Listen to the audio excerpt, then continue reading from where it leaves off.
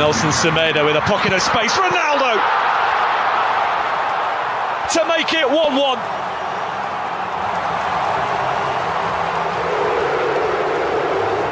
Yes, Auntie, and Ronaldo, and a chasa no beer bonitinsa, one any man can Portugal minor, one more better mopana, Diabaco, and it's a Cristiano Ronaldo. Since the UEFA Nations League, one a brand no mentas or no ayajuma, Emma PH in one combination equie, Sebekaya, one game against Croatia, a brand no mentas, assist Cristiano Ronaldo, one game against Scotland, where you assist Emma Ronaldo, game against Germany was saying a assist after a match against Spain in the final where you assist and against Hungary was saying a assist in Brante for Ronaldo and it Nuno Mendes combination there among for a cast the new Marcelo Emma Brante for Cristiano Ronaldo and the assist there then it did what the Babano where Abua Ama Cristiano Ronaldo the last 10 games Awabama Portugal when you 10 goals 1 assist do Brante at 40 years in Po and why Sadway, Emma Portugal, minor, Nanwana, Adiaba, Quitimi Abuaye, and it's a Cristiano Ronaldo. Wobosa 2 goals, no perform our top level, no, Nani Mame, so our stand cinema, no support no Kama Pantia, Cristiano Ronaldo, Mame, El Rabu, our venue, one man, or cross support on the panel, Nemum Yakano, Yan Shannon, so says Cristiano Ronaldo, Ababe all time, Chasa World Cup qualified top scorer with 40 goals, and yet is a World Cup qualified matches Munkwano, Abranton anya 40 goals. Diotosum Yenu, Aya Papanity, and Carlos Ruiz, one also F Argentina, and I said Guatemala mum, one also 8 me Abamade, Asha 39 goals in 47 matches, Ronaldo 40 goals, no, in 51 matches, Leon Messi, and so Atosum Yansa 36 goals in 72 World Cup qualifying matches, and Ali Day, Ono Ansu every Iran, no, one also anya 35 matches in 51 games. And Robert Lewandowski from Poland, one also anya 32 goals in 41 matches. And unti our Instagram, Gian Infantino, ano aya president Emma FIFA, and so Equator and some to Instagram also, and was say bravo Cristiano Ronaldo, 41 goals. Congratulations on becoming all-time top scorer in the history of FIFA World Cup qualifiers. And no aya sama Papanity and Gian Infantino, one also Equator added to Instagram also. Na and Cristiano Ronaldo so added to Musa. We are getting closer and closer to our goal. Let go Portugal nacha say akaka krabi no mo qualify. Nemo Yanshano say Cristiano Ronaldo shared 948 career goals, 5 for Sporting Lisbon, 145 for Manchester United, 450 for Real Madrid, 101 for Juventus, 104 for Al Nassr, and 143 goals for the Portuguese national team. And they do wanna Baso. Nuno Mendes say after the second goal, no, Wamu Portugal for the slow down the tempo. No, and a match as a Amayani and hungry. Ebate Saka no, Wamu try simple and come back win this game. I qualify now, so still, I was to stay focused in November. Matches on Babano, no more accurate things here. Net me and more qualify. Now, see, I was very, very focused. Kofi say after Mad Day 4 Group F no Omayani D any Portugal any kind Akaka Krabi no ma qualify. Wamu our 10 points plus 7 goals. Hungary etosum yenu 5 points plus 1 and a Republic of Ireland etosum yansa. Wamu our 4 points minus 1 goal. Afe Armenia minor etoso and 3 points minus 7 goals. Uko Group Aya Enwa Estonia and Moldova game no Akwakwaya 1-1 and Italy and winning 3-0. Etia Israel Matthew Retege about 2 goals on the 45th and 74th minute,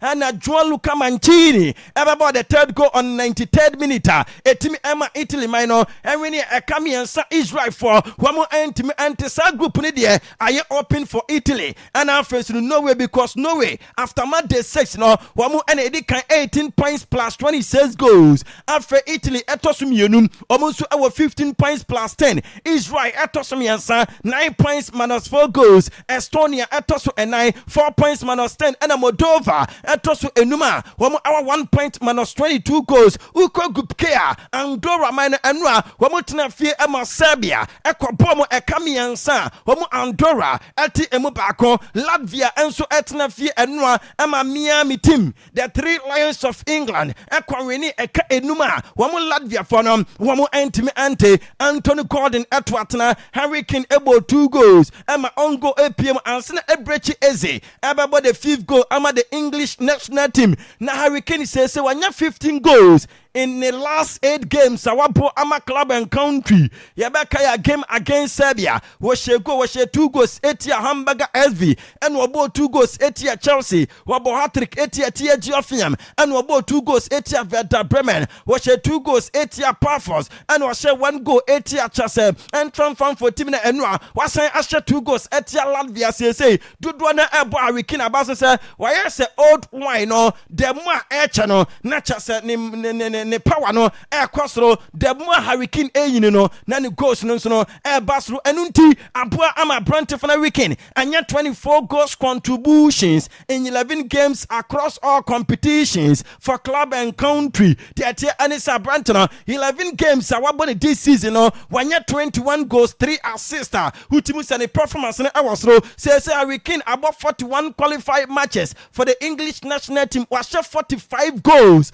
ama wamwa yes in a single game piano wetimi enya 1 or 2 goals ewo mu a utimu se ano edinye papa enano paido yade ebamo English national team no so no wabo 110 matches wanya 76 goals and Harry Kane say qualify with 2 games to go is a great achievement not just say England for no qualify now so aka 2 more matches I was in the month of November and Donim and it's a great achievement Emma England by now Jordan Pickford and so ababe the first ever goalkeeper to keep clean sheet in 9 consecutive games for the English national team. Say England minor who qualify for 2026 World Cup. Group A no after match day 6 aka 2 more games to go. England Eddie Kanya 18 points plus 18 goals. 6 matches who winning nyina who ashe 18 goals ni nyina so no 6 matches no who akipu clean sheet wo bia no a wetimi edeball ato amatena mu Albania etoso mienu who our 11 points plus 3 goals. Serbia etoso miensa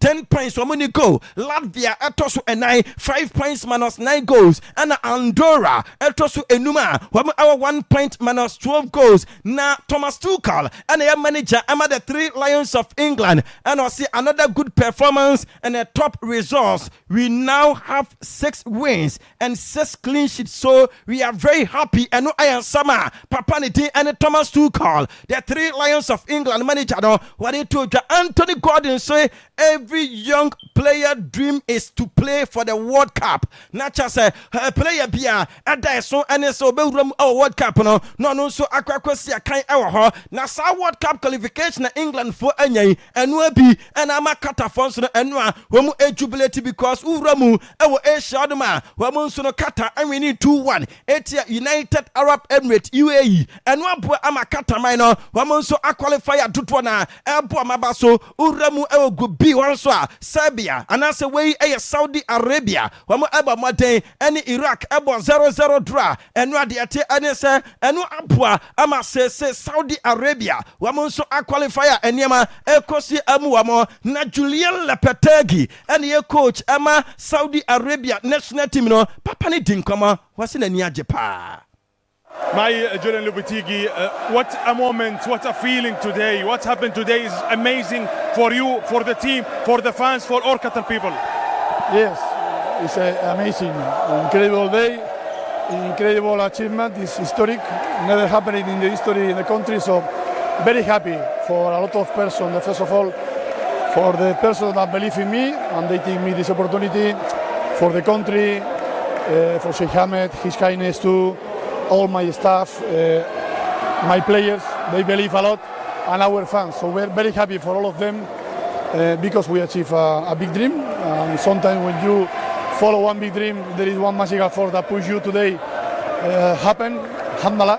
and we are very happy. You believe in your team also. I know I am Sama Julian Lepetagi, coach of Jinamu Emma Saudi Arabia, I qualify for World Cup now. What will answer edit to Jana Africa, man? Obeke and Rami Kacha say African World Cup qualification games, and we're there as in continent Bia there, and Uko Group Bia, DR Congo, and winning 1-0, Etia Sudan, Senegal, and so Asha 4, Etia Mauritania, and Wabua Amase Senegal team, I qualify our group B Wadma, Wamu Enya 24 points in 10 matches, plus 19 goals. DR Congo Etosum 22 points plus 9. Sudan Etosum Yansam 13 points plus 2. Togo Etoso and 9, 8 points minus 5. Mauritania Etoso Enum 7 points minus 9. And South Sudan Etoso Ensia Wamusu Enya 5 points minus 16 goals. Uko Group C and Anacha say Asamno Ewa Nigeria Etna Fie Epusu Intena and 9 Edigu Benin for Atnama Wamu Benin for no Wamu anti Victor Osimhen about 3 goals on the 3rd and also 37th and 51st minute and Brenton Asha saw 3 goals no and so the 90 plus 1 Frank Onyenka and so Ababocha said the 4th goal a boa a match as a Nigeria team no and winning 4-0 Etia Benin and Ramakacho said Brenton Victor Osimhen about hat-trick on the 3rd 37th and 51st minute now after the game no and William Trust Ekon and so other supporters now say now was near Astromu support to bio because some our another games eba and no a playoff Bakoso Morocco. About the important things. I'm sitting here as an extension of the team. I'm so proud to be a Super Eagle. I'm so proud to be part of this team, part of this family. I want to talk about the important things. Also, we have Victor Osimhen's representative here. That should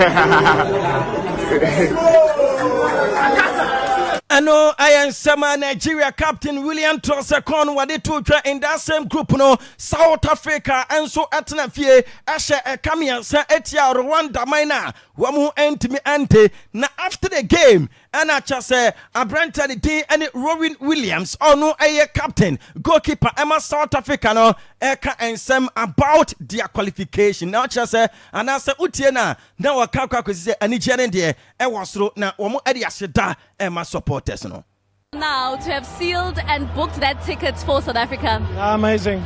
I'm lost for words. I don't know what to say. I don't think we as players realize what we just done here. This is history. I'm so proud to be leading this team. What we done here is amazing. And I think as time goes by, it will probably sink in. But I'm so proud and happy for the team, for the players, for the coach and the technical team especially. It's been an amazing journey. A lot of good moments, bad moments, moments that we had to stick together as a team. And that's what I asked for the last few days. I said, in good moments, it's easy to be a team. But in bad moments and when you're back against the wall, that's when we have to dig deep and draw strength from one another. And that's exactly what we've done the last few days. So kudos to the players and the team. I know I am Sama Robin Williams wade to 20 emre mu edeno wamu esre players ne sa waso mu kabon because emre mu edeno ya na chase enwo be nya se players ebeka omo abom ntina ne age pass with sa unity no wamu atimi qualify afa papa ne din ene Hugo Bruce aya manager and as a coach Emma South Africa was waba in 4 years nie na nipa Emma Stadium nanso ade ba ko ene se no nipa eba stadium timer na difficult to play at an empty stadium no na utimu say South Africa players no mu are ready to help ono Hugo Bruce enei say performance na awosoro empty stadium aboma na say so matimi anya qualification na say wonderful feeling and onim hawa ni players no wamu enso fight ya wamu nya disqualification. What a moment. How does it feel to book a place in the World Cup next year? It feels wonderful.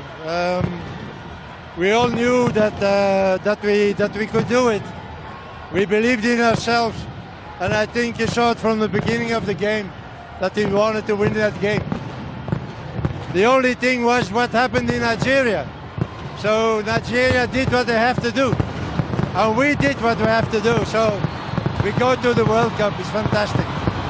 And Coach, I mean, you have believed in the young players and you've seen them grow into players that are able to play on the stage and handle the pressure that comes with playing in such games. Yeah, you know, the age doesn't matter. It's the talent, it's the mentality.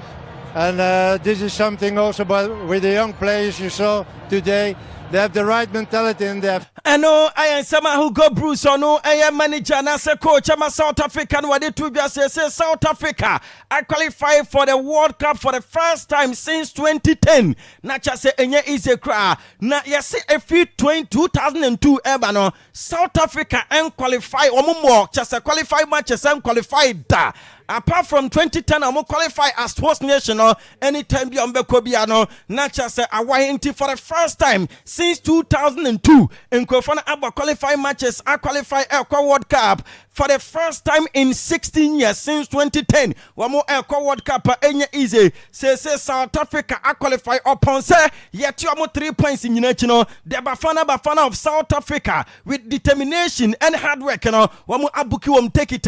One more our 2026 World Cup abakoso our USA, Canada and Mexico. Say Group C South Africa 18 points plus 16 goals. Nigeria etosumienu womunya 17 points plus 7 goals. Benin etosumiensa 17 points plus 1. Lesotho etosu and 12 points minus 3. Rwanda etosu enum 11 points minus 4 and Zimbabwe etosu ensia womunya 5 points minus 7 goals. Now Group E Morocco and winning 1-0 year. Congo Brazzaville Yusuf El Nasri and in Sago na Morocco for the year. One more qualified that one more 24 points plus 20 goals. Niger etosumi 15 points plus 1. Tanzania etosumi 10 minus 1 and Zambia etosu enaya womunya 9 points. But womuni go be a Congo Brazzaville etosu enum 1 point minus 20 goals. Uko Group F for Socials Island and so etnefie enura Emma de Gambia Akwaaba eka ensua womu entimi ante Gabon and so we need 2-0 Etia Burundi and Ivory Coast Esha 3-0 Etia Kenya minor Frankesia Brantani Dean and Yon Diomende and Ama Diallo and a boss goes no Emo Mayani Dean and Ivory Coast so qualify no more qualifying in that 10 matches no Kofi the any same Kofono and we need just 8 Edro 2 almost 25 goals country Bienwa what team Edibo Etro Martina Munti 25 goals with just no goal conceded our qualifies Numa says so more 26 points plus 25 goals so I qualify Gabon etosumienu 25 points plus 13 goals after Gambia etosumienu 13 plus 9 Kenya etosu and 9 12 plus 4 Burundi etosu enum 10 womu anya go bia na Socials Island Kofi dia tenisen Kofano 10 matches no mu lusu ni nyina enti womu anya point bia nemo minus 51 goals na chasanu etem papa Uko Group G Algeria and so we need 2-1 Etia Uganda Guinea and Botswana able 2-2 Somalia minor etna fie ama Mozambique ekwabomo ekaba kwa womu Mozambique minor womu enso etim win sa game na say Algeria fonso anya 25 points so ma qualify plus 16 goals Uganda etosumienu 18 plus 5 Mozambique etosumiensa 18 minus 3 Guinea etosu 9 15 plus 3 Botswana etosu enum 10 minus 4 ana Somalia etosu enso munya 1 point minus 17 goals na Kofi 171 Eritrea minor wamu HS group omu no enya de so betimi abo matches no wamu ni Morocco for any Niger Tanzania and first no Congo Brazzaville and Zambia na omu ewo one group mu na yase somewhere match wo and omu twam ho efiri mu nti omu teams na yensia no ekoka access into omu ye ne say other groups no every team be aba winning games and also be draw point be aba nyatia the last team ewo group no mu no one better sa points na efiri mu eno and yatete firi mu a ama say Nigeria for no ensu anya qualification and tesa and Kagana Krapo young group Madagascar mo and Burkina Faso mu no and come be qualify ahead of Omayani and Nigeria nanso because of Eritrea for no wamonsu pull out into no ama Nigeria for a qualify na Nigeria for adwen ayo so muntimi qualify enti in the month of November no madwen ayo so mbeka kobo friendly games no mo any mind be at Venezuela and Colombia nanso because of playoff games ebeko so Morocco in the month of November ntino wa mo so ma cancel sa games no say teams so ma qualify for World Cup no 28 Canada, Mexico, USA, Japan, New Zealand, Iran, Argentina, Uzbekistan, South Korea, Jordan, Australia, Brazil, Ecuador, Uganda, Colombia, Sansana, Paraguay, Morocco, Tunisia, Egypt, Algeria, the Black Stars of Ghana, Cape Verde, South Africa, Qatar, England, Saudi Arabia, Cote d'Ivoire, and Senegal. 28 teams so ma qualify. Near Bisa, Michael Obise, and to say African teams no daddy danyina yakwa World Cup na say nanso yakwa yentimi enje dabenda and a day na was African team be a World Cup no. Where are we from seeing an African nation win a World Cup? There's few things that need to be sorted out. There's few things that need to be put in place before we can get there. The talent is there. The players are there. The players are not the issue. We've seen it. Players from Africa coming to the Premier League, what we've contributed to the Premier League, the impact of African players in the Premier League. You can see it. We have the talent. But then to go on and win the World Cup, it starts from the top. The facilities, everything need to run properly. Players now, they go by, national team. But yes, we are close. Next 30 years? 50? Maybe next year. Yes, enti Abrante fene John Mikel Obisi ebia nyankopanya adoma next year ewe USA no Ghana ebetimi age nemum stadiums any chase infrastructures no pitches na was you tweeting here because players ne ba no mo etwetwe mo na kofi 4 of the 5 most populated countries in the world are failing to qualify for the World Cup, which is China, India, Indonesia, and Pakistan. Yasi, ukasa amaino, wamu and 9 eboma, wamu population aya 3.420 billion, aya 42% of the world population. Utimu say, and half of the world, wamunsono, wamutimino enkobia, and anopai. Ya de ebamo friendly games across no South Korea, and we need 208 Paraguay, after Iran, and we need 208 Tanzania.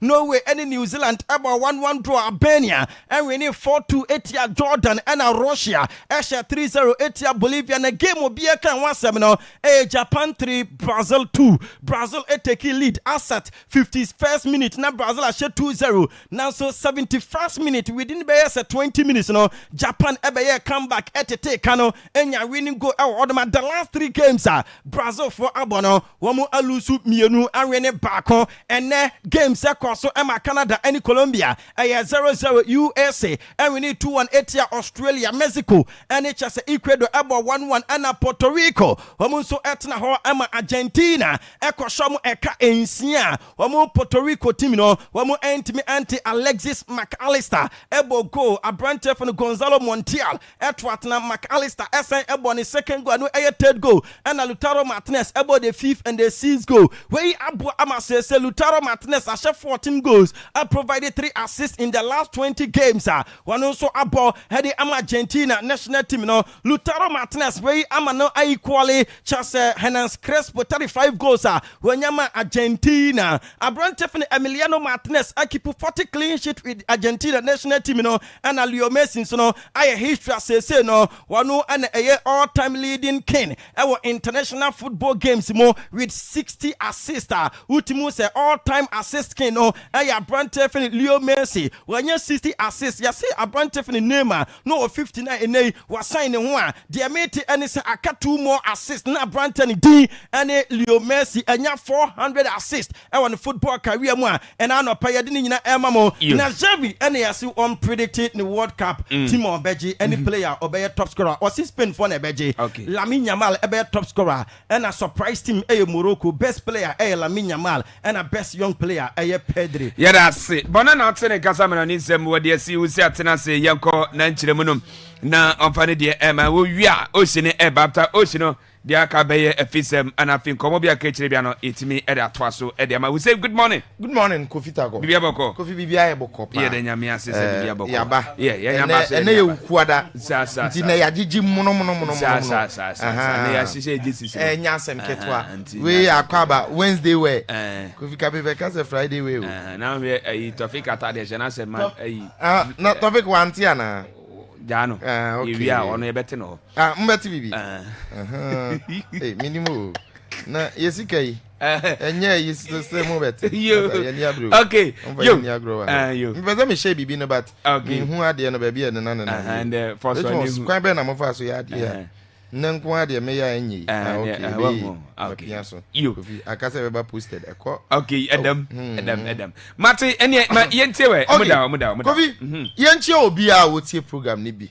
Na enen so ye daba ko in fact, wa metie bi dia e ka wabo no. Na Kofi, oman ni nyina de na sem ye me ya.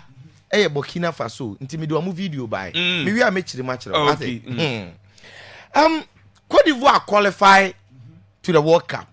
Now, I am there because my statement stands clear with you. Say, as the country I win the African Cup of Nations, EDC or Mona so there. See, quite the next World Cup. So Kobe, no Jin Africa, Nemions and Pa, truly not deserve it to win. Now, as a then day, Nini na near Nija about Cote d'Ivoire no. Cote d'Ivoire head coach a Mace 5. The young coach, Kofi, the record no, and wash it. And Ogusons were new because already Mace fire. Abra Cote d'Ivoire bought the World Cup, African Cup of Nations, Mufie as the host country. Almost started first 2 games almost there. Pam Jean-Louis Garcia, Omberry, and Pam Jean-Louis Garcia. And even Amadi Ajumane Manokrano. Among for visit that we inexperienced because before the Ivorian national team, he has never coached any senior team and a top flight football biada. They be away under. So Cote d'Ivoire for no crowd call Javi Renard de Saudi Arabia for qualify no. Omo call no and no see that our commitment was a PSG my team on team in Jamba. And then that is in falling on MS5 for somebody they didn't trust. Kofi our African Cup of Nations as the host country and no mubu fool because me say my the one me nam Cote d'Ivoire na me take commentary Sangare ni ashomo. What I say? And then this man, omodi adwuma man na bama mu, turn resource immediately. In fact, within the space of 2 weeks, for Cote d'Ivoire nanka ore, na ultimate qualify from group stage. Every top team, the African Cup of Nations, EDC or Mona, so man Jenny Keke, they won it in style. Ka come fast we against Nigeria. Sebastian Halane, Simon Adingra, na efekwa. Within the space of 18 days. Somebody who has not coached a top flight football before. While both 4 games are winning for Nina secure AFCON trophy. Yeah. So okay, famous Didier Drogba celebration and need you at the back Cote d'Ivoire. Yes. Kofi ni enim sa so wa enra ade na ekoso ne de na kire sa Africa no pe World Cup akọ. O last game we be share ofie. Esa wo she. Obi e no hia sa bi a share ne de. Enti no omunim se Gabon fo ni game na de but omo de esa omo she. Se ne be on be qualify. Against Kenya. Ovianra Simon Adingra nom. Yes. Of course, Amad Diallo, Shego. Amutimi walope Kenya for by 3-0. And then I know what I say. The defending champions with this performance of the coach, and yet just trainer keke. But a statement qualification. Me can't just say. So I'm going to share study ala Sani Ouattara Stadium. Abidjan Finfin because baby a stadium no because what ko hoda na he baby e she na obi an kan just on be chew o ma ye ne te say Baba Sports Stadium running Finfin and according to omo te ho no o hwe ho na ye te say slum kakra but omo say eye country company for no dalaga for ni Finfin na she what I say because who as a zongo lifestyle ne say dan no enti baby omo ko share ne de na Cote d'Ivoire for ne be we ni ade no and omo twa omo 3-0 and anya asem ketwa now coach na adwuma na oye ne ye mo na baso yinafo ko we record na ye hwe wo Facebook no 25 goals no share in this qualification. Wow. And one conceded goal. I've never seen such before. Me the na making me who be that 25 goals. What about 10 World Cup qualifying matches? Cote d'Ivoire conceded goal. A man conceded goal. And not just that, 10 games. You're unbeaten. So one conceded goal will lose. Yes. So you're unbeaten. 8 wins and draw 2. So they came in fashion. This qualification, qualifying start. Yeah, because Cote d'Ivoire is one of the teams that I expect. Say, do well. The last time that they qualified was in 2014. In fact, Obia Kaiser Droba Kobe. And since that time, they see na Cote d'Ivoire after no kwa. Credit to the coach. Yes, Obabo Diallo no mabaso. Obabo all the boys. Captain Frankie and Kessie. Unim say this Ivorian national team. To say Ghana here kasi players be Ghana no. Nanka Desiree do a bit momo. Yes. Because ne papa ya Ivorian. In fact, ni nua na bo 2. right fullback on the general now share spectacles no and MS5 nie France coach Didier Deschamps and Desiree nua and Ewe and Omobo Strasbourg and right fullback Abrante and the Guela Doué or also the Guela Doué and that tells you Sampa Cote d'Ivoire for no Kofi Oma qualify no man qualify keke Oma qualify in style again Enna me who say Monaco for posti creeping the atta na Monaco e posti creeping na a o she Monaco atade nyina ne say na omo congratulate creeping na hwe na anima you confused na ni nyina ne say Senegal for no omo qualify enti enra abro omo ne Mauritania omo ni shas near MTN Mauritania 4-0 wufie. They needed to secure this win. Said they be assembia maho for qualification. Yen nyina nim nioma akoso, particularly omo ni DR Congo. Omo tibi kwaye that magic. Yes. Or DRC. Now, ade ba ko aside Senegal e qualify ye me de pa ne say. Sadio Mane share 2 goals out of the 4. And you see, with this Senegalese golden generation, so open the face of this golden generation. And you brought any dear Sadio Mane. Yes. And at the time when Matimia qualify again, air call the World Cup. You expect Sampa Abrante na or no the face of the team in Sadio Mane. No story never around him. And this already and time omo wie omo qualify omo da fans na sia you can see so ojina mfifi and no man nsaso no obo omo abaso enya asem ketwa. And I feel so happy for him because during this qualification he's one of the guys as Senegal team and qualifier and kwafo be boni deep say hey Senegal with even Abrante and the other Sadio Mane no still omo team and qualify but here Sadio Mane boy Emma Senegal for Kofi say omo team and qualify now Mane na sem there with this team I don't know it was the same kind of Nyagiwabo because Chinye say he's their all-time best player when it comes to Senegalese national football history and this very golden generation so on that down you expect them so mobe kono on be bibi and then he's while extending the goal lead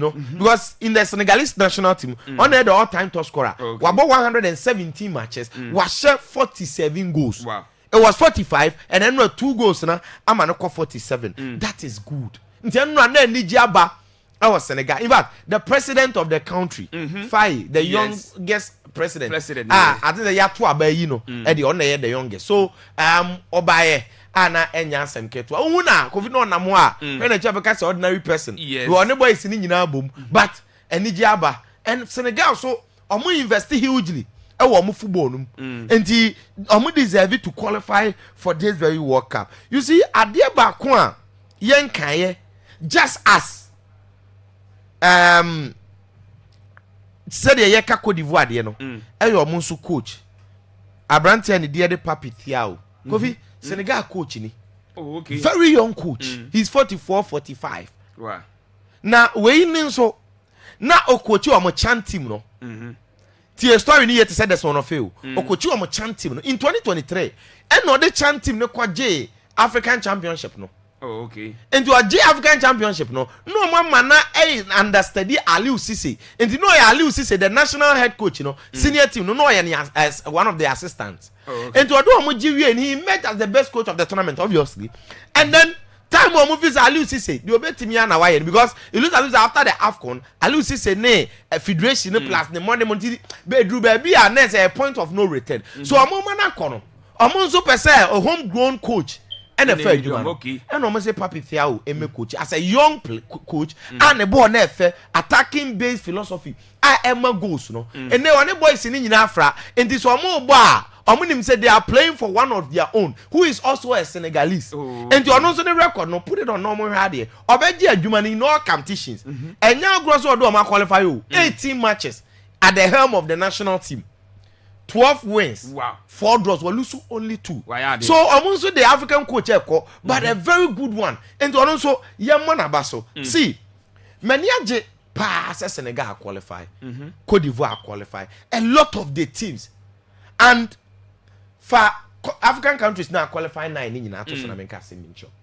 Morocco come the other one and the African kwa Senegal nie Cape Verde nie Algeria nie Egypt South Africa Tunisia Cote d'Ivoire almighty Ghana Kofi yeah adia ba kwa almighty ni Ghana almighty yeah Kobi no we are Ghana hwe Kofi adia ba kwa ama mani agene say majority of the countries na e ko represent e wa Africa no bebre kwa on betima ati anim and classical example the Morocco kwaye na at the last World Cup me say the Morocco ye na mama hu say Africa ye ko World Cup na ye nko bobi keke ye ko compete because at a point na yes Cameroon ne Ghana and the team ko quarter final I think Senegal also yes Senegal good now Morocco are pushing no further akwa semi final it is subsequently you benya the edge any idea to play maybe in the finals and challenge for the title it is possible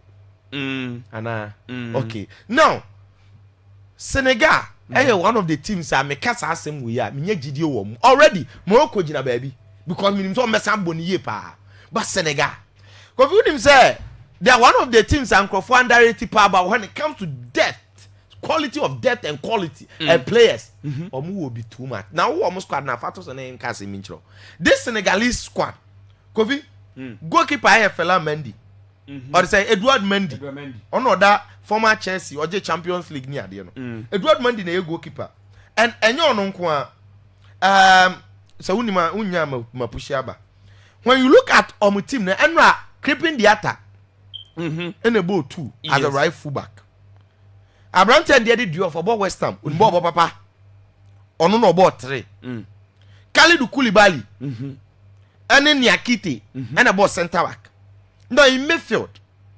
omo Abrante dey Elman Ndiaye omo Idrissa Gana guy Everton omo Papi Matasa now mame Papi Matasa picture me shada na me dey buy Kofi one of the players are omunim ball pa but me feel say ewiase nyina omo ye hugely underrated ba ko na Tottenham player we Papi Matasa onimo wotu and midfield hono say 8 or 10 or you very effective but PR ni ne ho ti wan hwa unhunu attack omo Ismail Assar Liverpool for Adamfo mebwa is a Crystal Palace is on form omo Sadio Mane and omo Nicholas Jackson and no Mane Shego Jackson scored and assisted and Senegal for no looking at omo squad yeah the last World Cup no even though England you omo run of 16 but omo gain experience because look Senegal had qualified for only one World Cup before this generation as Sadio Mane but with them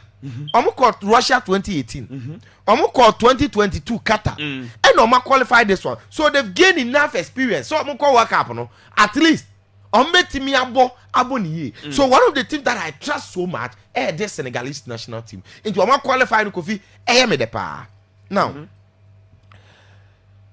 say South Africa qualify but I don't feel happy for them. Why? Yes, I know they are happy. And almost share by 3-0 against Rwanda.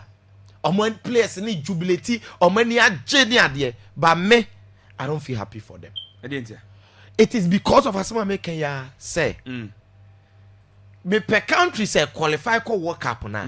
Ombetimi aye bibi. And South Africa, in fact, me who so ombetimi akoye bibi. In fact, players no enye convincing. Not just the players.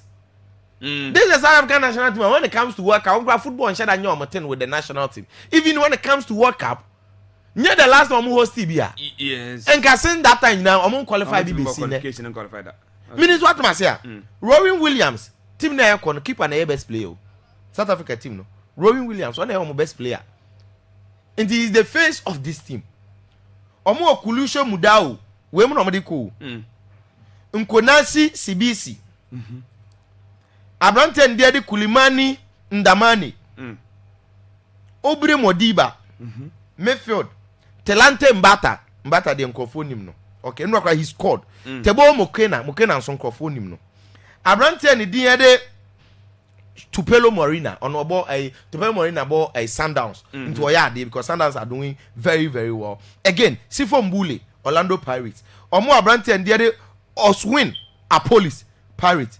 And almost striker Evidence Makuba on also Pirates. Evidence Makuba is an experienced attacker on also be a new. Obu players no and you're convincing. And the maybe when is that South Africa say countries are mean you mundi pa. When him say me trust Kevedi. Because me who Kevedi for ne say the omo be chere or AFCON no omo tournament team. And the ebi omo nko far but so omo qualify and so omo win the game be there. Ebesi country I mean trust omo is South Africa free or Egypt. Kofi Benko yehwe wo do beka se meka Egypt men trust o mo ba ko sei nti these countries that's why South Africa qualify no Kofi they needed to qualify no say me kire wo say players ne say supporters ne say omo nim say game dey do or die nti either say players ne be do no and omo anya do no omo supporters ne be die no nti ka omo ntimi ansha qualify na Nigeria share no Nigeria call ya kale omele omo nra no but regardless they showed because interestingly Nigeria scored on the 3rd minute. They were on top. Under 3 minutes. 2 minutes cry. 5 minutes. And South Africa. Share. Almost wash 1-0 against Rwanda. And on Beba top. And the Nigeria share 2 na South Africa share 2. Nigeria share 3 na South Africa share 3. Finally, Nigeria who say enye and almost share the 4th goal. And then you in South Africa they are emerged as the winners and almost qualify. After minimum so be a chain Nigeria. Kofi. The I think say Nigeria did their calculations very, very well. And the found say number 4 or calculator why they want Nigeria calculator short no Kofi. In fact, they needed those calculators. And calculator no Akwaaba. Before the start of the game, it was clear in the minds of every Nigerian player. I know bebo game ni bi. Say, the omu here to have a stake. So I'm be share by 4 goals margin. So I'm share by 4 goals margin. Say South Africa and Timmy Arenia, Nigeria automatic qualify. Say South Africa Arenia, Nigeria will automatically be in the playoffs. And they knew say 4-0 win because before their game, na Cote d'Ivoire, Burkina Faso. Nigeria Timmy San wa qualify no. Wa boni game Burkina ball Sunday na Ghana boy no. Omo say Ethiopia 3-1. And you kind mranu who say omo ne last place team ni mobi you better points and the last place teams na free mu no unza say no me kire mu dada no na manfo bi sa me say dey na Nigeria qualify me kire mbiem madwa Kofi the thing say Nigeria for the years calculations no they were clear in the course of the game Osimhen goals no started so even at 3 so almost say chance Obeka say BB Boni BSC because they needed that 4th goal scored by Onyeka. They needed that goal. And of course, they got the 4th goal. And they knew so with the 4th goal, even though other teams no need for confirmation of the playoffs, but they knew they've qualified. Okay. And this is why your calculations are very important. Now, same way. Kofi, Osimhen and the Nigerian national team. And I made a video be say he's the only reason why me as a Ghanaian may feel sad if Nigeria does not qualify. Yes, so on pair Nigeria national team no cross a man. And if you've watched Osimhen, me personally there, me say Ghana and Nigeria playoffs no Ghana no. Me say Osimhen. And I saw how I know all fighting for the national team, making sure say come me qualify for the last World Cup that Ghana koyo. Ye call Nigeria hona partisa kwasho mo. It was the same. In fact, Kumasi kra de wuntimi ntanase. Chances e bi twam obobi. Inti me hu from that. And then Osimhen na enne and na so na Nigeria ebo playoffs. Because when him say Osimhen ye enne was 27 goals for the national team, 19 assists. Aside Makase or giving it all. The passion for the national team and everything is unmatched. No, 6 goals no in this qualifies. Me also be beside me say, Osimhen now born abaso no that no way. People don't know. Say this World Cup qualifies. No, Osimhen may say 5 matches because of injury. I'm on for him. And for Osimhen no, even if he's available, Ebia can Nigeria and pass it through this because the cause in the chance come we win one of those games. No, we did agrona. And Kakofi, I'm qualify yache. Now, in Nigeria ever playoffs no. Kofi, I'm the blame na Emma first Finidi George.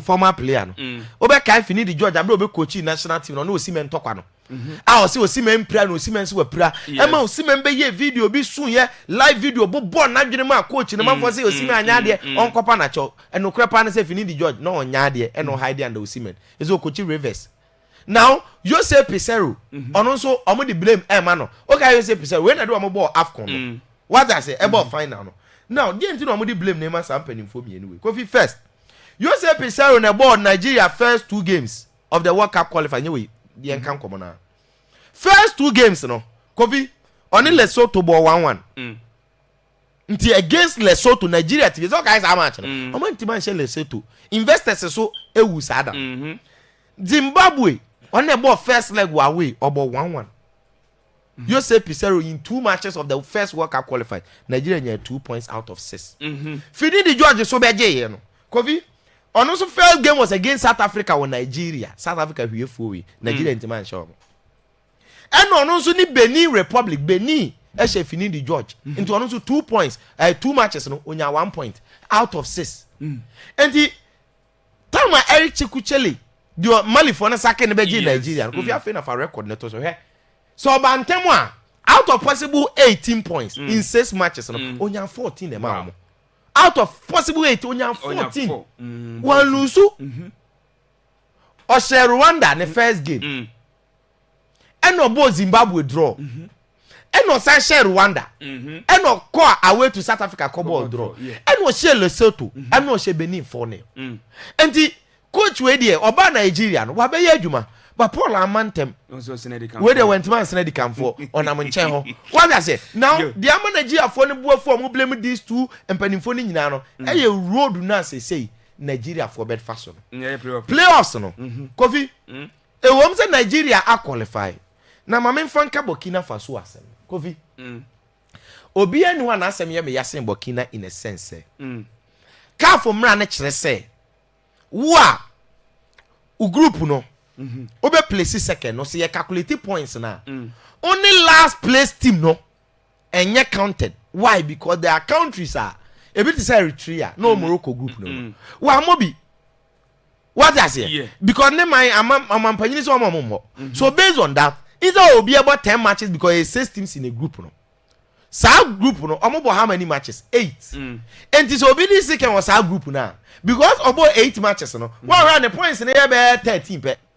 But who now be against all the teams which will make your games 10 no.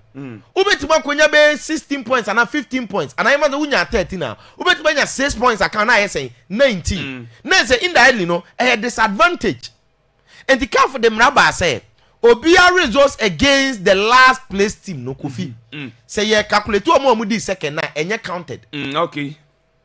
Enye counted. Na mra no team eku omo Burkina. Yes. Kofi. Hwe Burkina. Omon group no. The last place team Djibouti. Kofi ni say Burkina share Djibouti home and away. And Burkina elusu 6 points. Wow. Mra we no Burkina lusu 6 points. Tapsoba no. Enya no nko a. Yente points keke. And come lose 6 points. Then you bad because you 13. Now what first second place teams na Fatos na menka se minjo. He Burkina na Nigeria se pe no. Omo points na saying 15. Te say Nigeria saying 15. Me wa. Enti ko bi otimi nya 21 points. Ya tell manaba saying 15. Yente nwe because points plus goals and they qualify. Ye win ye be goals. Burkina for no afen na obeti die ntia na omo jubilate na se. Omo bo modern she Ethiopia 3-1. Enti no omo goals doso. 23 goals and na omo ahye in total. 23 o. Kofi wunim so omo ni Djibouti, not just yati omo 6 points no. Omo she Djibouti home and away 10-1. Enti yasate 10 goals. Every Nigeria go Burkina Faso go 10 goals yatiwe na aka 13 but they have conceded 7 enti Nigeria for the times omo ye omo calculation ye ne say they knew say Burkina born about Sunday so Burkina currently no omo points near 15 points plus 6 goals And the Omuyan is Omu so Omu Renia, fortunately for them, Beni and your last place team, so that points will be counted. In the Abacomedy, they will go 15. But so Omu share 4. And many 13 goals. 13 goals near the same as Burkina goals. But Omu conceded only 6 goals. Burkina conceded 7. And the Burkina were plus 6. Nigeria were plus 7. The Nigeria the only 1 goal. Now the mama real Homa Burkina ne say. Ejuma didn't know my year 21 points, 23 goals. No money say yet take be back come qualify. And even with Benin, not Benin board draw, and na Benin lose 1, 2, 3 cry. Burkina for qualify no. Kofi Hasa Mudi oh. Burkina Faso di asa no. Sunday no. Traori nkrana. Be di asa lewe mu ananya mo. Ibrahim Trola. Ibrahim Captain Ibrahim Trola nkra. Omu di asa ko. Omu di asa wie ya. Enra ban qualify. Ayare ho se ban qualify. Afi ma menchile playoffs ni na nkofo abusame. Okay. Kakre bi bere no qualify. Fato so na menchile mu njiro. Say to understand the playoffs, give me the first teams no ma qualify we are seeing na. Now, so far, countries now qualify with we are seeing now. The only card to so back. Oko Esrowa, first one the host countries, US, Mexico, and Canada. But still, from that continent, countries 3, everybody joining. Omo qualifies ni winti na hoye black. Now, come about for the omonya 6 teams now automatically omo qualify aba. And how they say Oceania for no so. Omo qualification team no waba. Okay. AFC Asia Confederation. Almost automatic qualification spot no. Omo 8 teams. Into where Japan, where Iran, where Qatar, South Korea. Unim say Saudi Arabia qualify. Jordan, any countries maybe omo team qualify. Australia. Africa legends. Yes, you are 9 teams automatic qualification. No, yes, you qualify Morocco, Tunisia, Egypt, Algeria, Ghana, Cape Verde, South Africa, Senegal, Cote d'Ivoire. And now by Europe, I'm in the countries do about I think 1, 2, 3, 4, 5. I'm saying 18. So 14 countries so. And ever. Enra and England qualify. How many teams? 18. And the Enra and England qualify.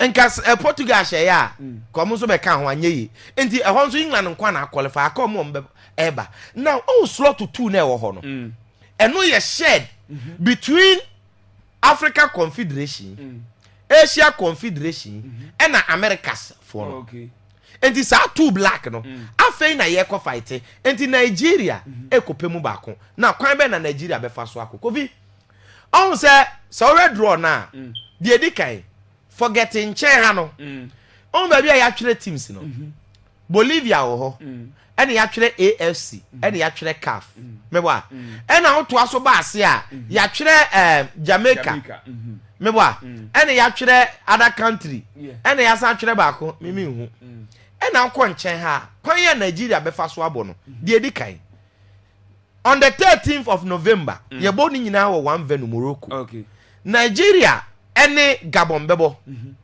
Say Nigeria person qualify just already because you 1 leg. Already qualify final. Now Congo ne Cameroon. Inti Cameroon for Mbwemo Baleba. Onana Akabi Abubakar Binuma Tete still. Sabo is so one person so qualify final. And so mo share with anom. Okay. What I say? No mutimi eba final. No money Nigeria bebo. Say Nigeria sha. Wa obe share e wo ho no.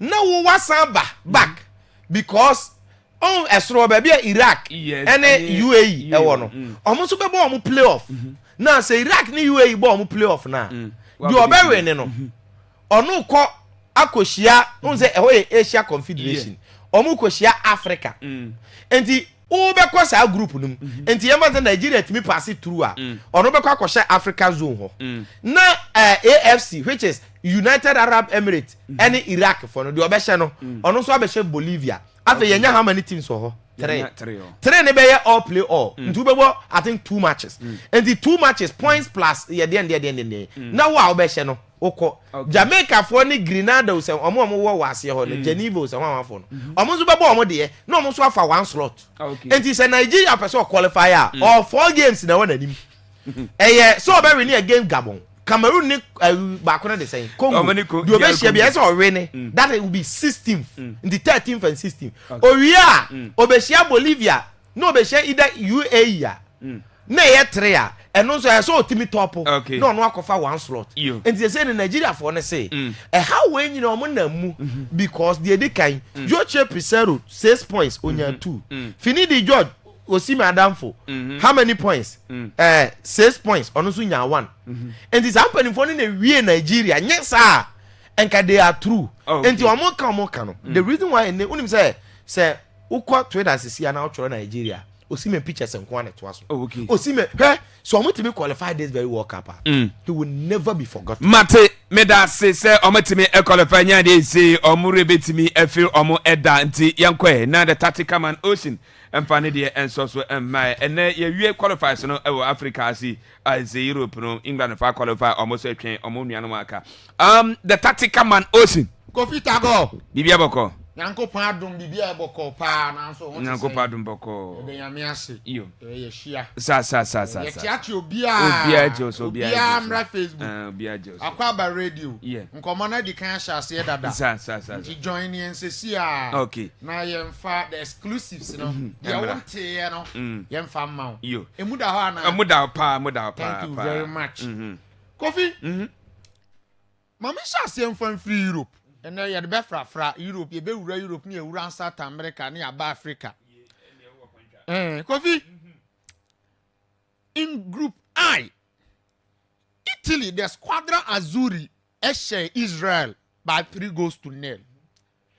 Now, before I'll talk about the game itself, any Niema AC Ewo game numu, Emra Branti FM2 retag able 2 penalties aguntranum. Then Gianluca Mancini answered the back who piso Emomu ewie adwuma no boko no. Kofi Enra eniema bebre na see before the game. Na Enra Italy any Israel game no it goes beyond football na ye born wa go prama no so no. Eni so abesha. Enra udi ni ho no ba bi omukobo game no. Kofi omu declare ho as heavy security zone. And run snipers down no so near there. Monitor. So be made bonibi. Before the game, Mayor Awo Udin, your friend Alberto Di Toni, Ekas and Kono Crumpo Benyanka match and my mono Ewo Italy ho, and Ganfanko neutral venue and Kobo. Because of the SC Ewo Middle East ho, between Palestine and Israel. Now, Kofi, and exactly 740 days. Israel and Palestine talk on a chassis. 740 days. Oh, okay, 740 days. 40 days. In the actual say, and yet net and a chassis. Okay. Now, Kofi, yeah, Mama game, Nassano. After some mobile national anthem, New Year pet, Sir Richmond Benya the Atosua. Italy fans no edani omochi ehwago prama no so ana ebi mo so dan omani e de kira go prama no so omukita placards a omatwe so stop na de ompaso omukan yina na yese omosi de ekoso e wo Middle East between Israel and Palestine no enya de a ebu humanity enya de a yes so nti sa de a omunja ntokwa no. Oh, okay. Nti we na message a omu convey ye adima wi asi nyina ehu se omu Italians no omu nsoso de air course between Palestine and Israel. Now Kofi, let me take you people back. Na min chense mu because eno game no it represents a typical geopolitical conversation. Now Kofi, Richmond mama papa for me no. Psych and Peacock agreement. My bedding come away fear happen, but messages should be a beam. During World War I, was a World War I started in 1914 and then ended in 1918. And 2 years after, say you share World War I, national.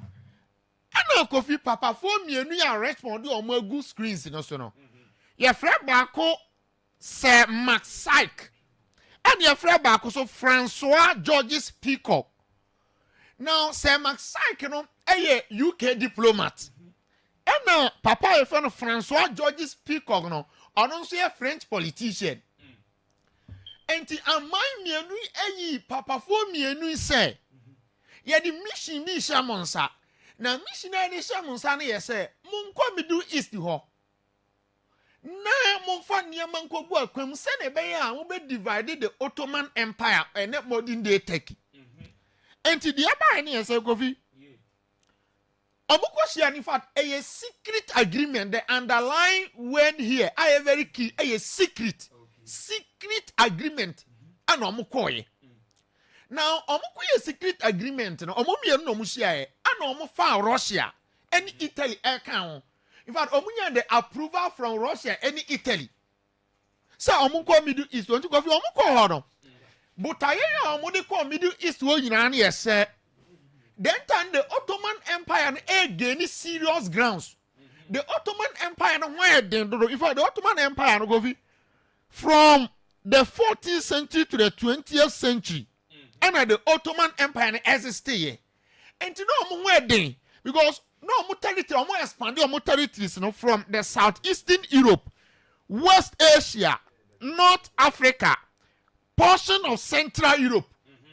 And to now other you can say other confederations bit is a Soviet Union near the no more slow because they were not the Ottoman Empire no more expanded on more territories no more in so China and shall no more be so powerful how come masema enye and they sad ye fa kwan bi so ne ye nko chiche Middle East ho ye chiche kuro num ye chiche continent nim this ye chiche mu a ebenya nsunsuanso a the Ottoman Empire no so ebe wikin omo enti amokoduru ho no ana mo ye say sad a this is the agenda ye fa kwati kwan bi so ne ye divide the Arabian Peninsula no nti say divide the Arabian Peninsula na ebe affect the Ottoman Empire and go for Richmond my map no go fi so the map no to so a obe say after say omo divide Middle East no I affected the Ottoman Empire no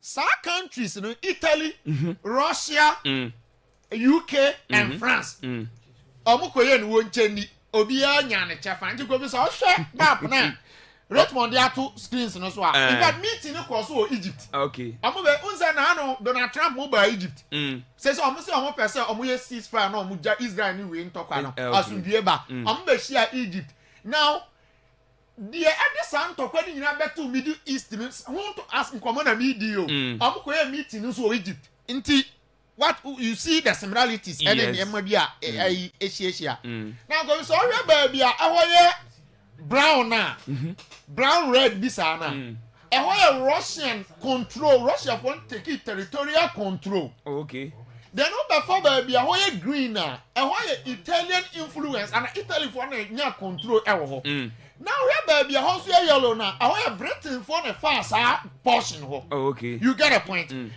for baby a blue na a French colony French for so the be fast portion ho it's that's how they are omo divide the Ottoman Empire no ama chichechichem enti say no mo ye no UK fo nya Southern Israel Palestine Jordan Southern Iraq and abefa France France so nya Turkey Syria Lebanon part of Iraq okay Russia so nya Western Armenia omo say nya Constantinople part of Turkey Italy so nya portion of Palestine and omo say part of Turkey nti enra match no enya 11 players omudina go praman so pe na mom no ayadia it goes beyond football match na bring it into memories of enyama and in history so far as geopolitics air concern and a diplomacy air concern I say there is who say omo the placards omo kire say omo bonjo de ekoso no so a na Kofi asem bia besi bia no ewase free baby na aba be de aba besi baby now on the game itself I think say Kofi General Ivan Gattuso prove yen wrong me and me tie me kan ho bi prove me wrong in a sense after the sacking of Papa Luciano Spalletti no we first nanka Italy national team was one of the more experienced manager coach okra proving track record Eni nka ye pa obi mpo de adwuma na ma no a na nka nye Gennaro Gattuso. Because Gennaro Gattuso they were time and again say oh nye good coach. Okay. Baby obe kofi baby o coach bia no wa che o hwai wonya. Ni apam no so o hwe the coaching trajectory onya ade. Enti ye de adwuma ne ma na me serious doubt to say hey papa yi obetima ye adwuma no ana ontimi ye adwuma no. But the reality is that after 4 games eye too early say bia me he put praises bebre e de ama papa no. But the truth is that he is churning respectable results bia. Everywhere you say no pay you born abaso. Okay. You get the point. Obaye was Estonia 5 in the first game. In fact, he won by 5 goals to 0. Oye was Israel home and away. Was Estonia beat 3-1. You get a point. Enti Obaye the 4 games in Inano. Onyamo drum po were winning all the 4 games. Now Obaye national team no. So what we 4 games now papa na bon under the watcher. Adia ba ko Kofi eye key. Papa de nya right eye say. Wa be instilling the winning culture, the winning mentality. The passion, unity. That fighting spirit na Italy for the cup tournament. Italy for every Italian players na hono. Papa na de Sunday na ba. Because I a part of Italy squad in 2006, Amoji FIFA World Cup. In fact, that was the last time Italy ever win a World Cup. Since 2006, Italy air struggle, and in the more Euros 2020. Yes. But the truth is that Italy are missing out on 2 consecutive occasions so far as World Cup are concerned. Okay. And you see, Kofi, when you are discussing World Cup or Europa, Italy for they belong to the creme de la creme. Category num in Europe, only Germany and Omaba Brapa of football. Oh, okay. But then ye kwa World Cup finals Nankasasia. When matters most at the biggest stage, you will Italy war. No, Maira. You get a point. And today, also Gattuso there, Wabo national team be paying. So he understands the culture, the tradition, and how you play. So far as the national team is concerned, is how the effort money the man. And the truth is that Papa no buy no. Yamien no crane Wasasia or ye Jumadia or say yebo Gennaro Gattuso abaso. My move on, Kofi. And Argentina ebo friendly game. Omu Puerto Rico 6-0. Now for Argentina to beat Puerto Rico, they are news. So I will not waste my time to talk about the results of the game. But Nima bebre and a see game no. No Kofi maka say we atra mo ha say baby a Messi mo any Ronaldo mo abobo na aba beduro no. Bibi omo de omo nsa beka bia e turn into gold. Messi Kofi it seems say what transforming the game at the different level. On the foot of play, he does things effortlessly. Adiano oye ne keke oye adiano omre oye adiano. Because already na assist oye 2 assists. We assist now branch and provide here now. Kofi, you can't just understand Messi. Messi is a different footballer altogether. Oye totally genius. Say Kofi unim say aka only 2 assists. Now Messi averaging 400 career assists record. And in the context of playmaking, he is the greatest. Ampa Ozo Mwaba, Zinedine Zidane mo near the in terms of playmaking, sa roho, kakamo. But Kofi Messi is by far the greatest playmaker ever the game has ever seen. Kofi Obi provided 400, I can't only 2, no, provided 400 career assists. And then, in international football, our surname a record, no, as I say, one now provided assists to the past 60 in international football. Yeah, because Ronaldo now most goals in international football, men's football. No. Messi also and now provide assists, Dodo. And clearly, what this man is doing, no, dear Kofi, abroad, didn't you say, you know, so. And you know, me discuss so how me can say. because of the omo ye any ade enti no my ntimi appreciate other legendary footballers ene niema footballers great footballers bi no so ye den eye da bia me kan say mi say Kofi say Ronaldo Messi so oye selfish to say Ronaldo a obo no to say Ronaldo a anka wa she bogo to say Ronaldo bebre. I tell you how Messi is selfless on the field of play. Out to me pass a penalty ni ade no. Say Messi to say Ronaldo pe na ni brigo to say Ronaldo. Nka wa do 1,000 goals that. Wow. Ko do 1,000 goals. Yeah can Kofi. Aka only 14 goals so. Na Messi has 900 career goals. 900 career goals. And I think say Kofi Messi the least talk about him the better. So I think that nyame bi nature na de ne bra yen say omo ye ninji. Yeah, play football. Well, you can't just understand him. Born or born the Ebra so.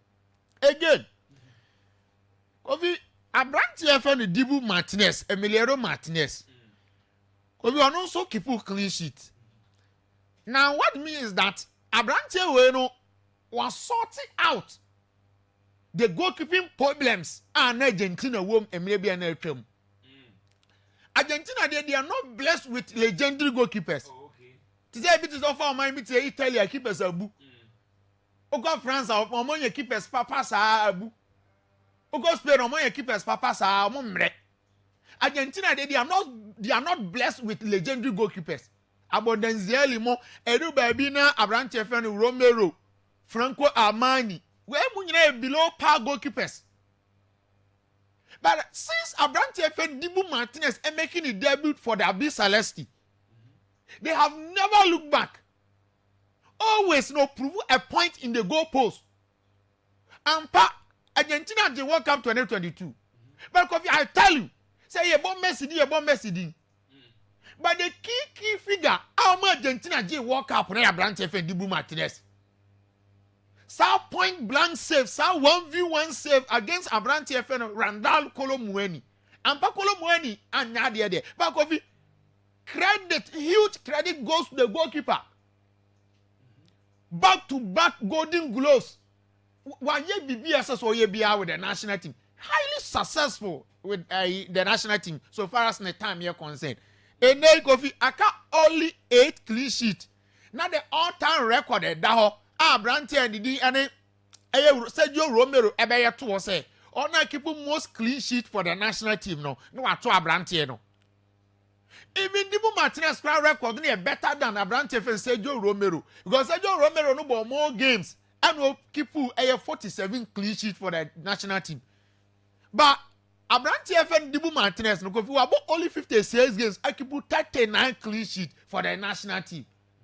Chelsea Kofi, he's getting closer to this record and I feel say Abrante and Dibu Martinez de Kofi was solving all the goalkeeping problems for Argentina national team Kofi no also our Portugal amani Hungary about 2-2 na Kofi Cristiano Ronaldo has really defined football records and the obeye biano we need to revise the records what records be the up and the game we game no he is the most talked about player if you say about 2 goals so what mean is say Kofi was 948 career goals aka only 52 goals no I reach the 1,000 career goal mark I see na so so person no again in World Cup qualified games Cristiano Ronaldo has scored 41 goals. World Cup qualified games, no. 41 goals. Before this game. Now record no near Branch FN rules, Carlos rules of Argentina will be at 39. And Ronaldo about 2 goals, Abesha 41. In the day, say I can't World Cup qualified games, sir. Player watch your goals do the Paya Branch FN Cristiano Ronaldo. And the Chelsea Abrante ni amano all year regardless of the age ebra adwene ntiase so odwen ho a untimi ntiase time Abrante make up the mind say or person 1,000 career goals no. Yes, no. But Kofi, I feel say at this point, the unrealistic is become realistic. And Yamana Yesu said the Ronaldo and realistic, no. Gradually, no, be realistic. Aka only 52. Only 52. Who the no immense football. Because he has scored the most goals, 143. Messi did not charge only 140. You get a point? And to the man Cristiano Ronaldo, he's like Benjamin Button. Now, because Benjamin Button is a professional character. Now, no, you be progeria, you know, unikwa reverse. Into Ronaldo, not being Benjamin Button. He always grows old and get better. He's aging like a fine wine. Fine wine. So, Kofi, we are man abaso. It was rather unfortunate, sir. Regardless of 2 goals, Oluma de ma yen Portugal made the irony game, no. And no more trouble. They were even fortunate so man lose match because they allow Hungry Phone to create certain decent chances. Bia, Hungry Phone tina anya ye. Gakofi, ka Portugal lose a game, no. Indeed, Yamo Ronaldo abaso. That is the positive news. Every Portugal side and so far as a game, no, and concern. Because South Africa, winning against Omaya Feno Rwanda 3-0.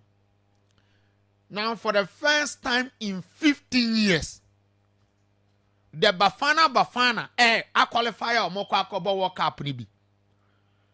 Now, Kofi, Unim said the last time South Africa bought World Cup in 2010, and no me host nation. South Africa qualified for World Cup me and Sape. 3 times South Africa bought World Cup. In 1998, the first time I'm qualified for World Cup. Oh, okay. And I Korea Japan 2000 to Omokoye. And at that time, I'm opportunity to World Cup will be in 2010. Your man gaza host. I'm going to host you and KBI. They ask them for you get a point. Now, Kofi, I am near my menu, and I'm passing midi home combo and pay. Near the kind, I have the trust in the local boys. And now, so Kofi South Africa for starting 11 year Papa Ifan Hugo Bruce, Eddie Omusha Gronasia.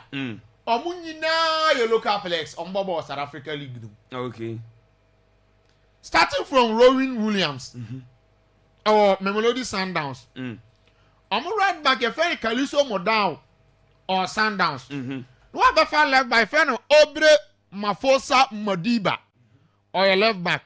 Because the central defense, no, say a branch of Grant Kakena, any Motobi in Vala Niho.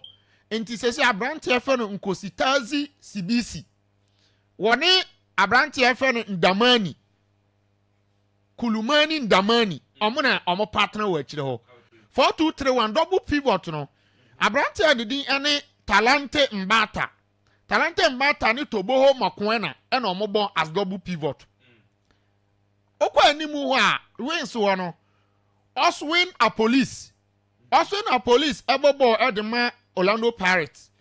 No I call the right side ho. Abrante FN Tapelo Morena on also a Sundowns. Then the other Muten Sifo Mbule or Pirates. And evidence Mahopa and so about Orlando Pirates. Inti starting 11 in now about South Africa. And it tells you how strong a South African league in here. Yeah, okay. And the idea of the other countries also can learn. Say, League, you know, who invest all league, you know. Now strengthening teams in any idea. Equally, we bet when your players every league in Marco for make my one national team. You get a point. Yeah, can the last time I'm on AFCON, because you put me through semi-final, in fact, I'm already 3rd place. Majority of our squadron, no more Bobo South Africa. It tells to the trust of more in the South African A League. Yes. Having said that, one thing I could make this can see, I will say, you bomb pie, I can't say, you bought South Africa, Basu, faith, our mother, Hugo Bruce. And the trust. Okay. I read my mama picture and I don't monsters or Muhuru. No. Say, we game Biana Kofi, who seen where I did not catch on here say. I want appreciate a Juman coach in Aye. Oh, okay. Hugo Bruce. Kofi, he's currently the oldest coach over 70 years. Augusto Odina dug out a coach on the continent now.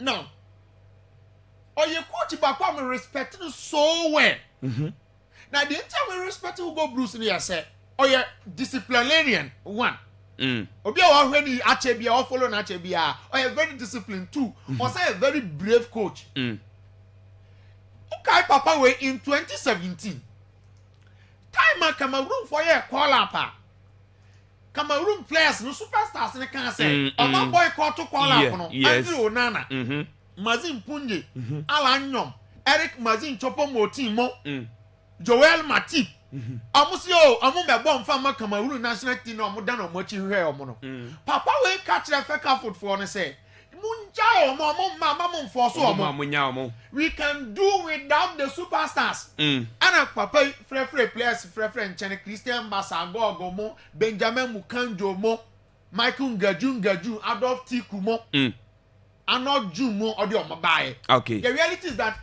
or the Cameroon edge AFCON.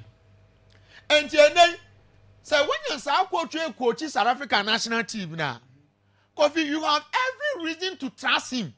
And trust no money share Papa Nimuno. And no they pay off Eddie Amomu and South Africa World Cup nibi. And he has done a marvelous job. So South Africa young 2 more points the crown and come qualify before a game, you know. And Tiamo Papa na baso Papa na yadi pa. Okay. Could seconds be final. And yes, me trust the local news. Mummy no beka nti da kana be kwa ma be ni. Yinti. Obi no. Spain ese 4-0. Bulgaria ntinya. Uzembe ka vo chiro. Obi. Yeah. Still Spain national team is the strongest national team in the world. Omukura 100% record. Okay. 4 out of 4. 12 points. Almost share 15 goals. Among concede goal. Spain national team young concede goal. And then where game now it was one-sided affair. How they dominated the game from the start to finish. Almost a my emphatic results 4-0 now. It underlines the strength and quality of Spain for near the ever. In fact, Omunya 78% of possession in the actual ball from La Roya for the airboy. Coffee, and the about Spain for an aye, more mutim depth. And not just the depth, but the quality in the depth or more from Omu goalkeeping, Eddie Kosi the last man. Yaka Barcelona for number 1 Drangasia and a young friend Umpo. Spain for na Simon or David Dunaya, almost how Romelo Binsu or Sociedad say. Barcelona keep on going young friend, or we call right back. Then he cover on your feet, Pedro Polo Nebo. You, Mate, we got a point. Yeah. Left back, a branch of Grimado and Marco Cuera Nebo.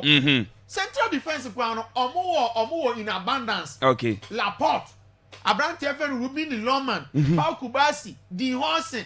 As I say, crying me no best start to cry a problem. You for Rodri new but you be made the ball no born. Am I am feel Rodri? Fabian Roos our method or Alex Minor. And you spend quite than almost spend quality no more coffee and wash it. Mate. And you finally see man on the bachelor. You can finally see man here. Okay, bon. Argentina and Spain. Now finally coffee has settled debate. Yeah, that's it. You must spend for number. Yeah, that's it, Papa. And wash it. Or underrated by coffee. You be a prove a point. Watch or contribute to 42% of Spain for goals or match in the World Cup qualifiers. Yeah, that's it, Papa. And no, I had a tactical man ocean. And now, Otenica say, I'm an inseminal or didn't chimo SC. What's it? Good morning, Akwaaba Sports. So, what say, I am Evensia. Watch you live from Evensia Haircuts Saloon. Katu opposite about Chaba. Yeah, that's you know, say, God bless you guys. Say, that's a parcel with the message. Nediaba. What say, Akwaaba Sports is the best. Watch the show live from Italy. We are Pablo Escobar. The message of the free Italy at the Bananum. What's it? Good morning, Tago. What say, I am a Google watching the show live in Libya. I was listening to my wife, Major at Katu, and I Katu Parliament members. Yeah, that's a Google. Say, Bibiabo and now we say, it's a good morning, Black Coffee. Keep on the fire. Yeah, that's the way I Tete Nicholas in the message about. Say, good morning, watching you live inside Pay Farm in Accra. We are Kofi Ajaman Blackman. The message about Mahatma's more fire. Mahatma, that's say, or the message in the was it? Did I hear? Was it? Did I hear? Atasa from Nigeria. I friend say.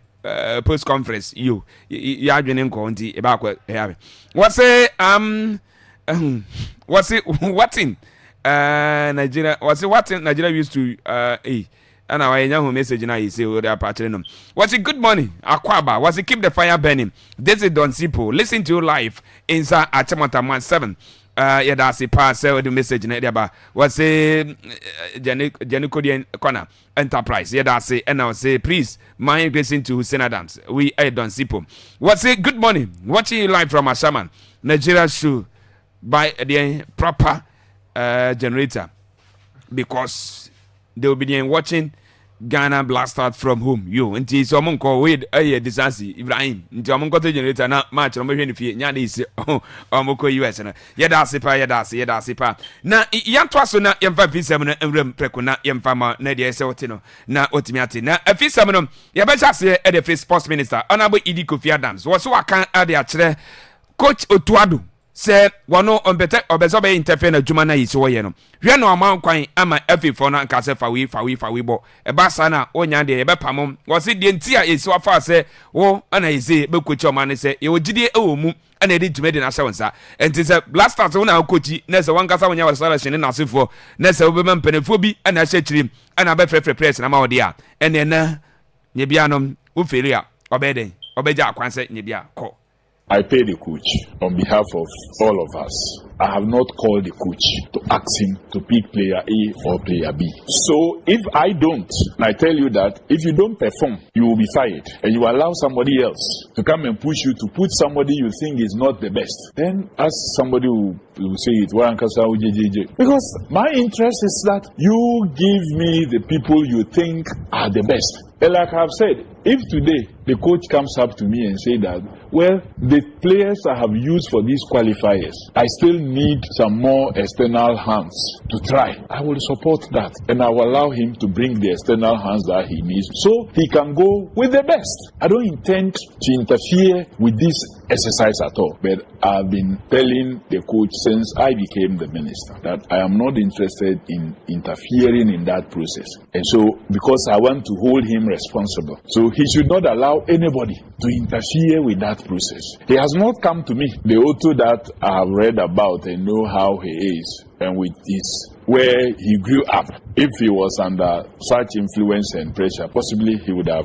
especially that he knows I am that person that will not go saying what somebody tells me to another person. You we and Sema sports minister Honorable Kofi Adams so there to ya and what he and I say what happened here kono yanko bobi keke ye kono yakwaya de say 1994 US no Cameroon for ko won this who knows say Ghana beat you 2026 na yatima kodu fana ne akobo ya wesempo fana no Ghana ise ne yakobo enti o kire say no nti ana se friendly match ye ne South Korea sasa Japan ye bobo matches ni bi no enti World Cup no ye kwa akoye de to play Japan and play Korea. This is a World Cup we are going to, so you have teams from the Asian region, you have teams from the European zone, America and Africa all coming in. Most of our players at least play in the European zone, so they come against largely European teams. So it's good to try something against them also to prepare your team. So the selection and getting Japan and Korea for friendlies is a good thing. We will try that in November. We will look for other opportunities. I believe that even whilst AFCON is going on, if there is any room for us to get any team to want to play on the side that is also not there, that is willing, we will explore that opportunity, because we want to do well and do well in the next World Cup. We just don't want to go and participate and come back. No, we want to go in there and do well. So the failure to qualify for AFCON for the first time in 20 years, we'll have to find a way to compensate for that by arranging all kinds of friendlies for our team. I see this World Cup we are going as an African World Cup. Ghana is poised to win. I see this World Cup, the first time Africa ever gave a shock to the world about its strength was in US 94. So I think that when Cameroon did so well at that World Cup, then before Ghana showed its strength in South Africa and Morocco topped it in Qatar 2022. So the very first time we showed that strength was on the American soil. Ghana is in a position to do that. You may be surprised that we are not going to AFCON, but we'll be the first to have played the finals of the World Cup. You we and then Sema Ura Kofi Adams so dia toja na Randy Abe wono ana Blasters management committee no one e chairman ho na Randy akasa edi afa players no winning bonus e si omo sabetimi aka say omo bo qualifies no hye no so na omo win 5000 edi mo 5000 aka no wo se matches no omo win no omo ka create ni nyina na omo dimi edi sika no etimi edi ama omo we and nsema Randy Abe edi atoja. What was agreed was that they'll be paid half of the winning bonuses when they win the games. So I think so far we would have to look at the number of games that were won. And to those that the number of games that were won, they were given half of the money. Now that they've qualified, they are entitled to the other half. So that must then be calculated and paid to them. The number of games that they won. So what happened was that for every game won, they were paid half. Because it's like a performance-related bonus. And the other half will only be paid if you achieve the qualification to the World Cup. So now that the qualification to the World Cup has been achieved, the other half will have to be paid. In the end, say if you won, say 8 games, and you were paid for each game, no, you were paid half now. The other half, no, by 8 games, no, is what is due you. We and then some Randy Abe edi atoja and there's a matches in here when you know. More half an so much half an hour and he see the Ebeka creating the amount we in your qualification bonus and he said the Bamo and there's 7 matches in every year 7 no half no medical and half an hour and he see the best one so now on my winning now no near management committee members no almost the end of the Senate see at and I know and Randy Abe I didn't say Edmai. Ministry, I was in that meeting with the FA president and other officials, and the ministry, so therefore government made it clear, the management committee, will not be given anything until the qualification is achieved. Now that the qualification is achieved, we would expect the ministry and government to then make do that promise. Management committee members and so almost a bit comedy and just a FIFA Sika or your co-work up and say be almost at me. And Martin Komobisa say Abana Pesoye. I'm no management in Indian. First of all, I haven't spoken to the minister about this since the qualification. Maintain the interview here. I mean, at the end of the day, whatever government feels, I'm not sure that we would have any problems with that. For me, our main focus had always been the team and making sure, everything was put in place for the team. I mean, issues of management for me is secondary. At the end of the day, whatever a buying field say or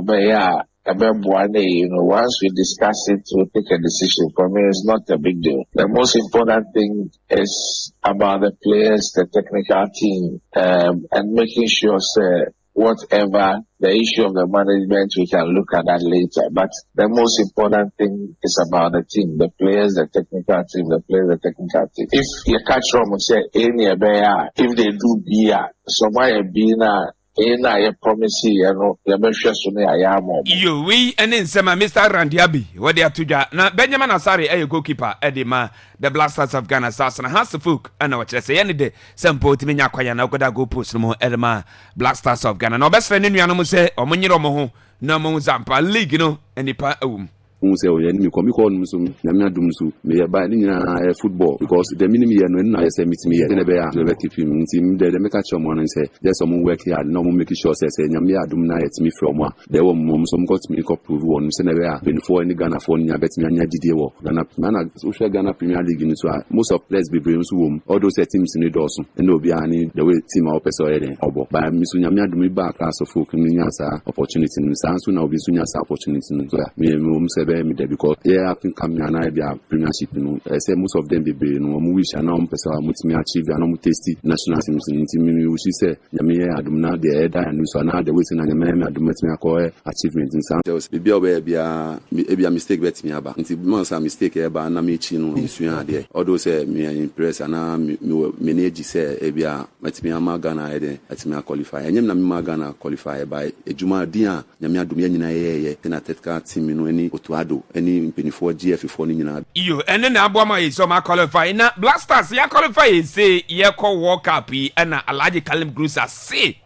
the day are you as a World Cup na so could be and was it the day World Cup ni was it the day what Tibenji Kampana masa mura motivating can say my boss no the day as a World Cup no as a friend your program na so mo bi Kampana was all Jina Park and so Jinja boys and Kampani jikeke the day are you Usha or World Cup mo allow Bob Blacksa said encouraging players football who was the day are you for team 11 players now or Kahubia who could have 15 players because when Timmy Bokura when who say when the day media but who say guys this to fight and I won't say well yeah no opponent yes when United Ghana for being Mutana or Maso so when retire Kura didn't call 25 players and another 23 in Ukura.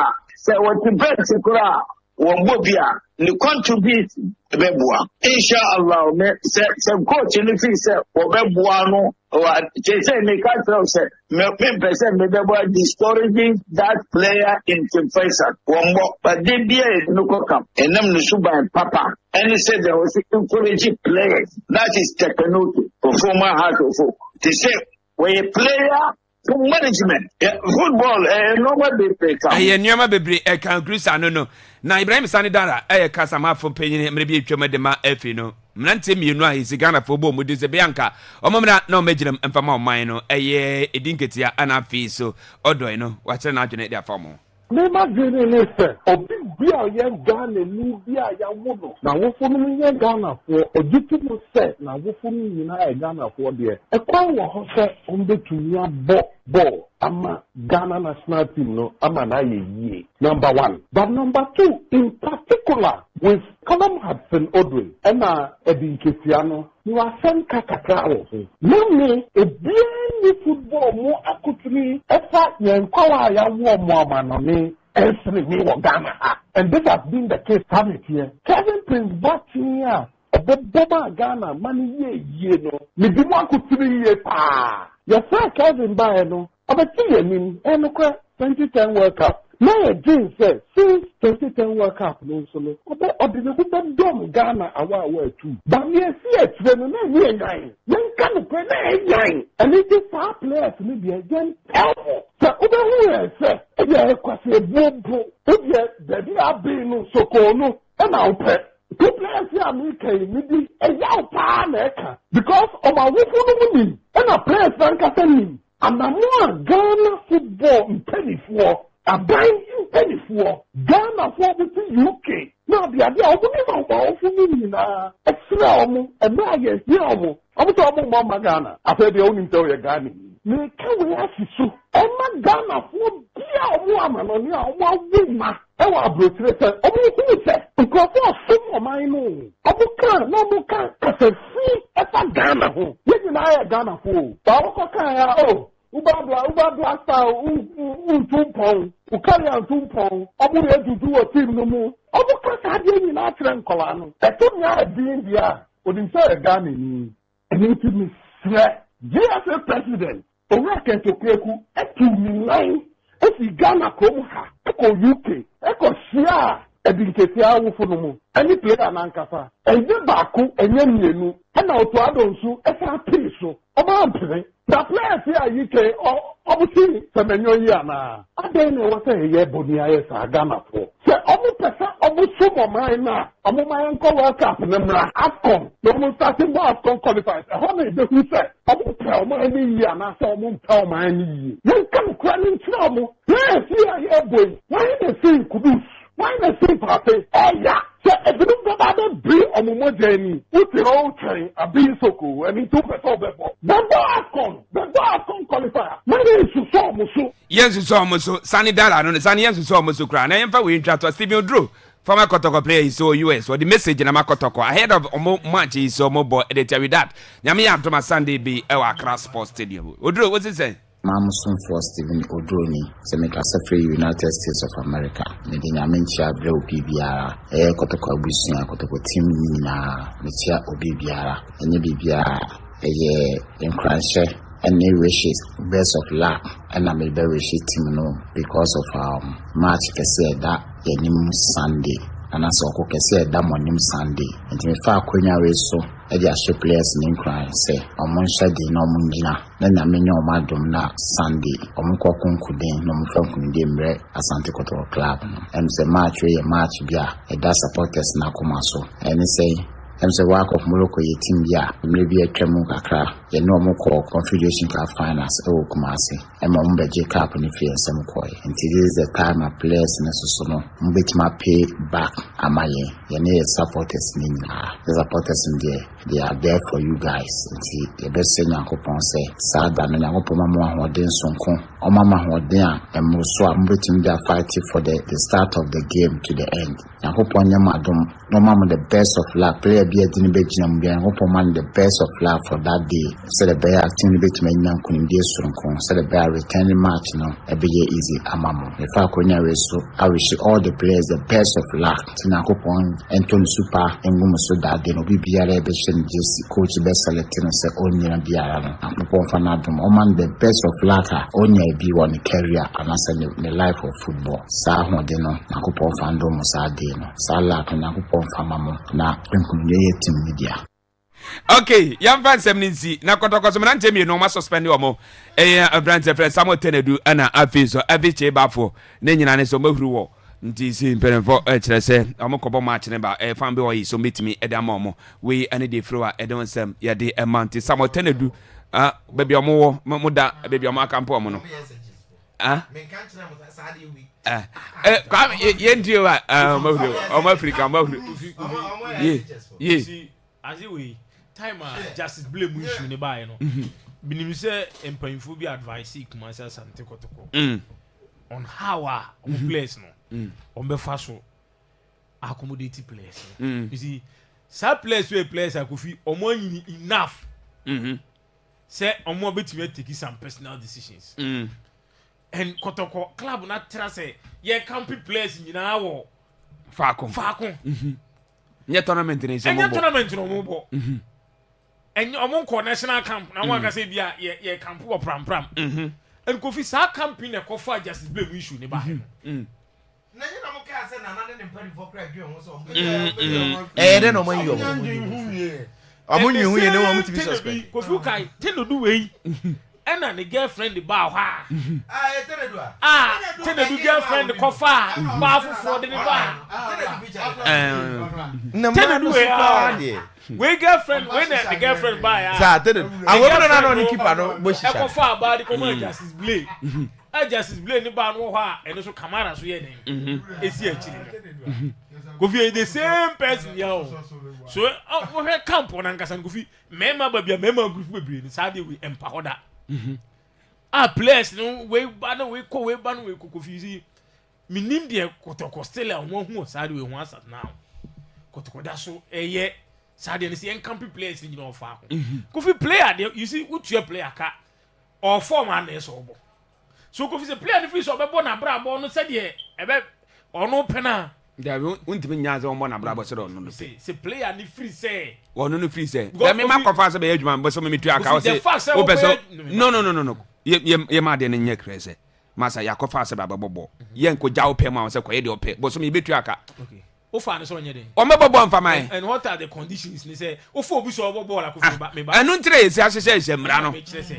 o fa obi so me bobo la ye woni ma bi wa Kofi footballer ye kan nyina no Kofi se bi anya class na wo choro you know say anya class professional e was sign professional obe ye adwuma de amawo nti wo campaign na yi so obe ye adwuma emra wom enti ze mra no odi so enam Kofi zi Kofi Pep Guardiola ba City first one kase ni players no have access after yes midnight don't never be held them no say emra is so much so apomudi ni nko yi a da bi o be da medical examination say do me bo bi say it's time say Kotoko say because issues na Kotoko ne ye huri wo Kofi e bi Tenedu na ya chi no say ye wona ya tuntu na why say o campaign mo sa o mu di boni chen say because be wi ano wan ye hu the player ni wi ano ho ya oba hu so we de o ti wa no ho den onye hwe be Kofi u jai player say on handan we obi atini ba bia Kofi as a professional player a onim say e ye ball na de ba Kumasi de Kofi we players ni 30 e bia mienu pe na omunhu nyansa say bi e ye ball na de ba Kumasi de so yire no ho no bobo ni e bi only two pe So sad na happen on Kotoko. I think there's a Kotoko. As I tenacity, no Kofi, so more players no be handed there. Young more players no that freedom no be handed them. Go a professional player. This is Kofi a real wall in a bow. A mantio. Or Mon Cancer, or Mount Fan, Chile, same mantle. Then I also say Banty, they are fine. But don't mention the Sabia. Kofi said, my dear, ya Boniano. Ah, oh, Boniana, I want one body. Oh, Boniano. Oh, that time now call I feel tell it you are. I feel tell it. What is happening? Nina, my bonny, who come to me, and was the own mensa. Apart from bed to Lutu, and I had only be Lutu na wajai na cabet. Kofi. So Kofi, my son, Kofi, I think they send money almost sentence. No, we should share. Sani money, yamma place ni binya that and he say obi anko tena ni baby. Na sebe ya emfa wo timi that and money mabi. Kofi Sani Dara, you see issue minim yenti astela ha no ekoso edinkatia odoi. Now Sani Dara say ehia ye gijo mo so ache. And you see Sani Dara fe na bia sebi o na adwen no aba no. Won't make us actually. No, after an idea, then open to about the man. There be two, no. Into one can you understand? There be tea. Coffee, your castle be one exercise was say to him, boys, and I say, what did I tell him? After no. There be Najan was there be the tree, so as a kind one can eat. Maza, the other one, they don't make a and Najan Abanon, so she said. And the person over there, Sandra, I feel an Adrian Bannon also say, and the person over there, Sandra Mokofa, Kevin Prince watching by. No, who said, and no natural who said, Nothing an Adrian Bannon also, that is the key word. No, Nothing an Adrian Bannon also, that is the key word, and not you. And now, Obama, Macasa, Govi, and yes, what's the hatchet? A young now, what a year as ago. Govi, Sandra, Nipa no Cassa, no Govi, Nipa, Okofa, Kevin Prince, what's him by? Kevin Prince, what's him? No, sir, Sandra Mutimwe. Gofi, but no one house to house or a breach. I know more players for the national team. Until all of a sudden, and the Sandra say, yes, so we also be him.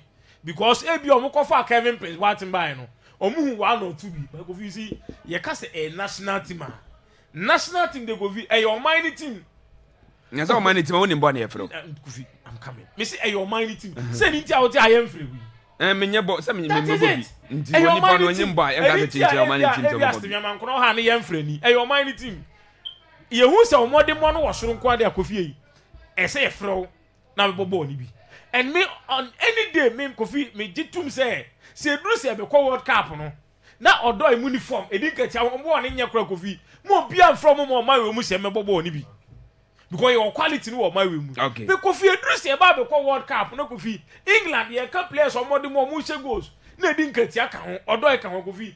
What is sports minister say no kan no? O say Cameroon akọ US akọ ye awade oho and some one the quality heading eh untimi fa enya spiritual things ye mfa mpaibo ye mfa minim say eh quality na edeko this ye beko US akoya awade minister ka say be beko World Cup finals na eh quality players na edeko do World Cup finals this how beko World Cup now we player like Odoi we player like Edin Ketia na Kofi England ho no ti word no say the form ni ye e we England ho nko na Kofi SFL no mesin ko bobi because I dey telling us say players here ebo afuni omo mbe qualify go bi obi a na be ko World Cup ni no you obi a na be ko bi and your president be bro ha players e call obo qualifies e bi ko World Cup no anye de wan ko bi da sanet ye wiase no Kofi anye de obre na odie asase we so adwumaden entua kakese nti anye de obebre bia se Kofi de obi a bre e na odi anka obi ani ha wo mai we mu sana football na tie obi de bo qualify division 1 no bia go premier no obi de qualify division 2 no bia go division 1 obi qualify AFCON no bia be bo AFCON no sana obi de be qualify World Cup no bia be bo World Cup but Kofi so mu ni form a Kofi ye hi owo so ni form dia Kofi mi hu de ntia se chenchia ni pa ni form na ye kofana ba say omebo be Kofi se do na the form ni ye nko de Kofi any point in time no omo ye Ghana for say from omebo because Ghana ni obi akla wo na brucha comment say bebo and Kofi we a statement at my do you know why ye my blasters ni ye cheap to the extent say ye na mo po ma che wo Kofi ye na ne nam opo mo acho se duru ba bi ye collapse ni ye ne ma ani ko ya under 20 ni hu ye ya under 23 na ne ye produce players quality players Kofi nka ne be di edi nkatia mochi but ye di omochi ket mo namfa na minister namfa na we namfa ne ye po mo acho se mo mra mebo mo ye Ghana fo eduru won Kofi ne ni quality no some minister say dey be ye ni akọ ye league no ho ye players na under 20 mo afata o sharp man no mo be mo ni akọ o mo team no ho no Kofi ye ignore sa ne mani nyina ye call bro chire kọ po mo acho no mo no ye chire ye den e chire ye nti na no so ye Ghana ni ampa onye Ghana ni anka akọ na choso mebo se no ye Ghana ni nti na akọ na choso no say afraid ye obebo so is up to you and for us what peba we say what pena want dia say we say kakra ba ho o se opewa e wo decision wo free say amre no wo ne tena na ebe ye Kofi e wasem so ne tena na enye tede okobo di code ya e wasem tege no e wasem nti Kofi tabo sanet ye de duro no mo form ne ye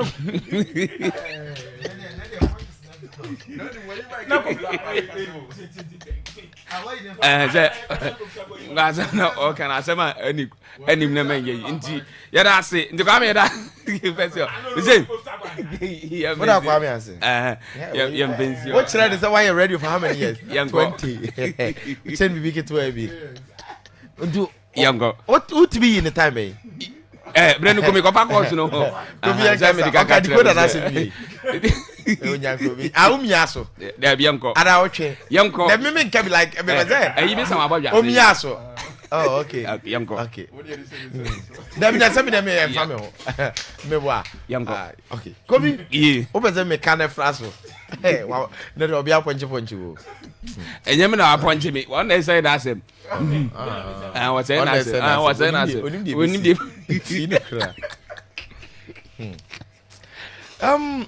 Kofi Tago Tenedu I think say in the first place and Sesenka you discuss your same way cry because Koroko is bigger than say omobe campy players to say SHS boys no ma high nine back so omo nyina nkogum yes wabra at this age omo players no wo omo professionals enough obi any good salary at least obi a person living a life in fact unim say so adwuma mu kura no nipa won ne wo the same work na nya advisable so ne betena fie e de ntron ketenkete ne konkonsan ketenkete na eba wa yesei wa fa ha wa yesei and sometimes emamu lose respect amowo e de mamo ho se mo nya matured enough means what ma say yes because if we ask no obi a dark side no e woni fie ono kwa na onim enti se onipa no be da sa suban na di in front of omo no na we adwuma it creates a lot of problem chaos and stuff and we here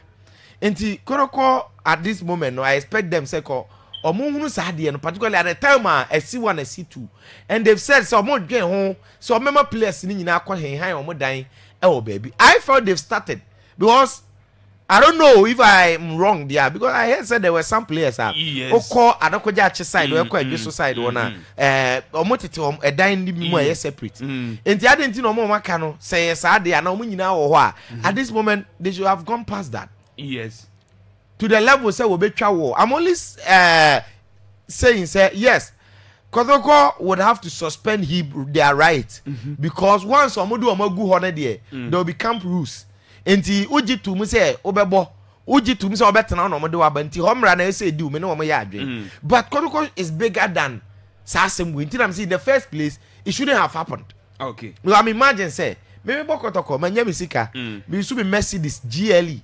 ona be ka tell me say me pia bonten what to get no me ma worry na me bo asante Kotoko me wa family me ba na me de me ma me na mabusuafo nyina ba place on wa brochire omo do mabusuafo nyina ba obi kura timi de ne nam fofo ne ade ba me be say me no omo na tena fie me nso atmase a o se da bi o de ma kwatana boarding house please Kotoko nya boarding house FC ahoy boarding house ahoy boarding house so de man kura me nso atmase a boarding house me nso atmase a nti ense se me lifestyle a me live no number 2 no okay say keep as me twama asema sinie me sinio ma hata abonten a na number 8 so te ha na bia your body house please Kotoko so mo grow past this okay Kofi Tago yeah I think say odo ne Edin ketia de. The last time I make say nya no kokko ne de bob last time no krepa no. Nti so more form they are a different conversation. Okay. But at this moment I'll agree with anybody Obeka say we shouldn't discuss them because they can't even break into the squad. For that I agree. And I may say I've grown past attaching emotions to decisions like this. But the most important thing they say, if it will ever break it come, that is in consultation with the players or are available. I need to women senior players. Say you from never break it camp for the emphasis will be any so. Okay. Means what man say? These boys, even when they come, I won't even bench Obia anymore. Yes. Or bench you, or don't even bench Obia. In Katia won't even bench Obia. So this argument a needless distraction. Okay. And we say you team focus at this moment. Now we are talking about the winning bonus. Yes, sir. And winning bonus, players they deserve it.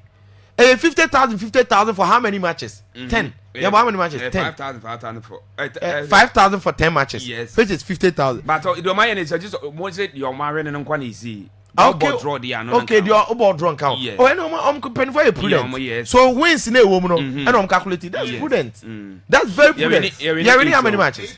So 40,000. Okay. So what about 18? I bet you 40,000. What we need 2 no? I bet you 10,000. Kofi? Yeah.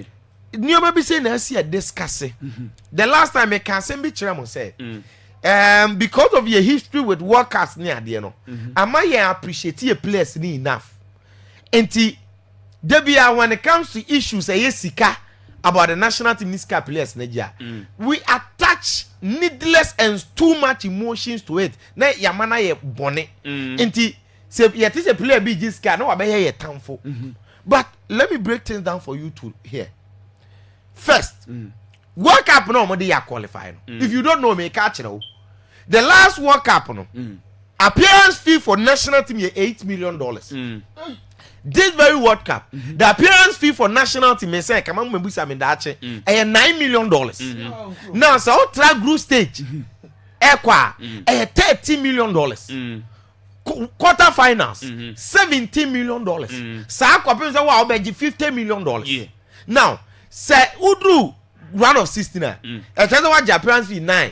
What's that 30 million for qualification? What can you mean saying? 20 something. And if the players have qualified you, I'm a walk the appearance baby I will appear $9 million. You are giving them how many? $40,000 for helping you to qualify. For all the players that played, $40,000. If you sit here and say, Nkwadani deserve $40,000 now. Minimum their worker. Okay. Minimum what must say in the first minimum their worker. Because about 30 players, ever constitute less than $1.5 million. Yes. Meboa, ever constitute less than $1.5 million. Any technical team near the end, ever around that. But who again, others get see a waje any idea my now you know what go these boys no crepa ne say sika no moji wo class side $100,000 50,000 any idea no mamu who ne say yes small and this oba ha no man $10,000 ah men kasi entam Ghana ska nyina ma no but eye moderate because ye kan no obi a refi say Abdul Fatawi Shahaku ye Ghana match no nya anti ya cruciate ligament ye bo match okumase ye pack enye and obi timi be bo ha na wanya ACL means what man say and all these boys are risking on future career ni ade even though it's for the national team but regardless oya adwuma baby and based on that no it makes sense so at least ye be mo bibi and World Cup na ye be kono so your chance. Yes. Looking at the Senate minister, the kind, they say, see a team near. Baby, I coco drew South Africa. You bet me drew home patra. Because with this squad, this is your coaching yet. Yeah, that's it. Ocean. Kofi. Minister say, on interfere coach. Yeah, to a character coach in the Savannah, Obiaso, and my reverend Ajmama. Yes. Kofi, I said, well, no, it comes into two folds. Say one. The wa canon wodi be ye adwuma. Ana say o kama Ghana for so ni trimpo ni na emom suma se de na ntesa. Okay. You see, we fi so coach national team a very complicated, especially during a collapse. Because the other time me tell Mr. Yentechi. Now Mr. Yentechi can't say me say time I know no FA boss no. So who player be near the no we can player be one some chile now of course player bet my boy national team now whether under 17 under 20 and as a senior national team of the free coach. Your free coach, you know, and this all impose to play and I'm a coach, you know. Yes. Oh, yeah, can't you myself of it? I'll go war team as soon as it's team of Benton. Now you're still in bo. And team patro morning quite on the mammy. Sunday, you know. But with the situation whereby you say so, chinchia, free coffee to go. And after a beer and after Hussein. And only a friend interference, no. Yeah. Our national team, no say a cross scouting. Scouting, not miss my be no crash or among cross scout to players. You get a point. Yeah. And the umpo, and young Kwawajin on the bear call up, and young Kwawajin on the taking decisions.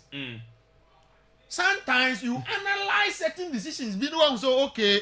Initially, me dream say, but my necessary my dream. You see a bit free any idea, but you hear we man free. You get a point. Yeah.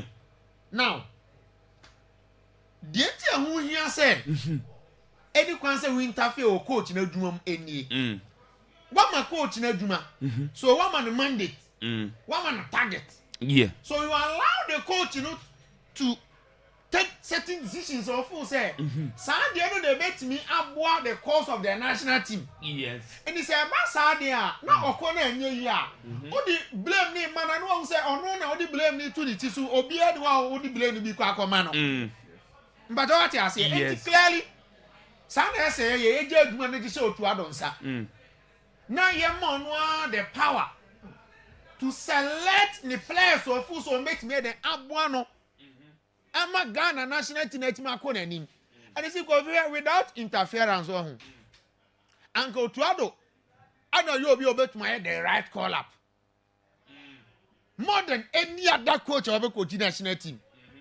Kofi Otuado, especially to our scout. And the ever eye to see a quality player Otuado was out there. Because our scout, our scout pen. Every week, because you could see a young man go scout. 2014. How many German nations? Yes. And a German is a non boy and Omontinas. Omontinas on the cross scout to Germany national team, no? Oh, match at my Germany. Yeah, good. Or I or the whole quality player, or I or to me, say, young fast machine and 4 bentain. Okay. Then we say, could do now, Frasuma senior at the anyway, company. Okay. On our door, you know. Although I didn't know an event, I didn't get here. Get here. Is that none of the church argument? Yay. Why should we even waste our time to discuss idea? One put. Now, my papa been on board. Where are your players? President, me be now papa been on board. Okay, exceptional players. And you didn't get here. Coffee didn't call one go. One go front to me, one go. Now, press on your horse is 1 minute, so good to know. No, friend, say, Ibrahim sending there as some no can. And then you are doing 100%. So far as it is the national team, emotions. And Ghana could share England. Now to say Ghana and EBC men support Ghana men support England. You know, say all things are not equal. Because me a Ghana ni, and you I have the primary responsibility to support my country. Send you by force. But Kofi, Sana is away. Yeah, be by force. And you're Kofi, and your force. Your force. And your force. Yeah, be. Yeah. Opa says, yeah, on say, yeah, no notness. So I move through one on the Bruna. A bit Mama say, way free turbulence of training in oh, yes, and there's a bit my friends. I was on Yachin Trava Cafe. Biased people who make this are naturally biased. I also Kofi baby, free no. Now who says, yeah, American, you are going to Oma. No, who young American, you are Ghana in other way. No. Nigeria for the show has a only young Nigeria and your friend in India. You be away free Biafra. Where's free Abiakuta? Oh, be our fuck up 2 weeks. No, friend in India. The truth is that we shouldn't waste our time. National team no. Get the passion and able. Get the patriotism. Yes. And able. And to play our Coco baby England more England than Ghana. Oh, Johnson. on fa no kwa sem franco me say say Kudus England and your friend. Oh yes. Say Samoyo England and Ko. But senka England on kan franco da so boy English national team no. So what you want England national team want me Rema wasa. Yo. Play bi o say West End. Yeah that's it. Yeah nye biem kura. Yeah so. No monko no monko 0242 02020800757303. Good morning. Yes, the same point you. Yo, Kobi anapenda mechi anapita kwa. Kobi kumasi asanke kwa toko. Yebese players ni. Enkadi ankomo yempani pani yen. Bebuamo. Ya bomo faako. Ana mechi sheye wo ho, na ese mutiso. Na ko to kwani je mutiso. Na wona mha ebebua. So, yebese o mechi. Onya kai so boko to kwani so. Boko to kwati na dumani. Entiwo no munko. Yeah, that's it, papa. Yeah, that's it. What's the bit my brother? Yem for obi aso. Hello, good morning. Hello, good morning. Yes, sir, when you? Bacho FM. You. Bacho ayi odana ayi edin ketia 7% kamika. Sangro bono. Uma ni kaso masem yem focus ayi ye wo ye ni mwai. Okay. You. Yes, yeah, that's it, Prime Out of Intiwe. Yo tago mo baso na ngo CR7 abaso. CR7 seven se we play now to 2 years ya. Utumu bo brama wan kasa ho ni omanya ofiri mu. Enu gina obono. Yo tago phobia ye ba bekum. Tell da no ye ba mi kase ma wuli wa yo be sego no. Enu tieda no. That's only power by saying go bekum abante fama ye. Yeah, that's it. Good morning. Asabante. You be about there. Oh, nyame atomboko. You ma intiwe. Ma me champion for ni na yimana mo bona no de yebo abasa. Oui. Ye. Kotoko ne campo sensini anodium. Ne ba sirbe bire so mo fi se PS ni bia beti ma tane ba bi ti se ade United match na mo abe campo be 3-4 days dia. Omonya ni tamai. Ade bia ba one problem de amwa. Obi odo eno. In fact, mo ne mo ndi kan ye ni set na nkoyi. Dan so me ye se wo ye nyamo priya te de ko. Ye ga na te mo de mo ne ya. Te players ni nyame be yo bibiri now. Ko bi na se video de o na ne. Na we mo ball be na mbo sa ye ti e be so so mo si. Ball be. Oh, odo ye sa se no. Oh, na oni Chelsea ana. No Arsenal. Enya sana. E dinke tia no Arsenal. Na odo no Arsenal no boma Chelsea ana. Chelsea. Na na man kipu no. Ko de ko bi. O Man City an ka still go. Man City. Alo sa ko. O gonya bi mbo. Jessica m gonya bi munso. Ghana di here no ki. My friend. You. That's it. Hello. Kovita go no. Yeah. Good morning. Morning. But your friend Jansa. You. Mame taxi to aidi. Kwame obi ni asena na all can wo. The word that anka so you say. Senedara afena na ni aba no so. Na o pese o ka say he has come back to his senses. Oh na eno na wangu ni twi ne ka okoka ne sa no. Yo. Ena kodokofo afem na amoka no. Se boy no fu say ontimi ni kodokofo regulations na matete wa camp na. Object no na onko. Okay. Because then dia na wonko awo.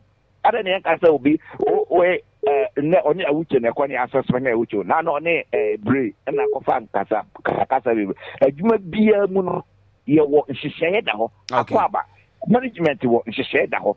Ubusu a ubeko sada wo say asem na all can say omu ni boarding house. Em say on call for the adeko judge what be omotena. Em say on call.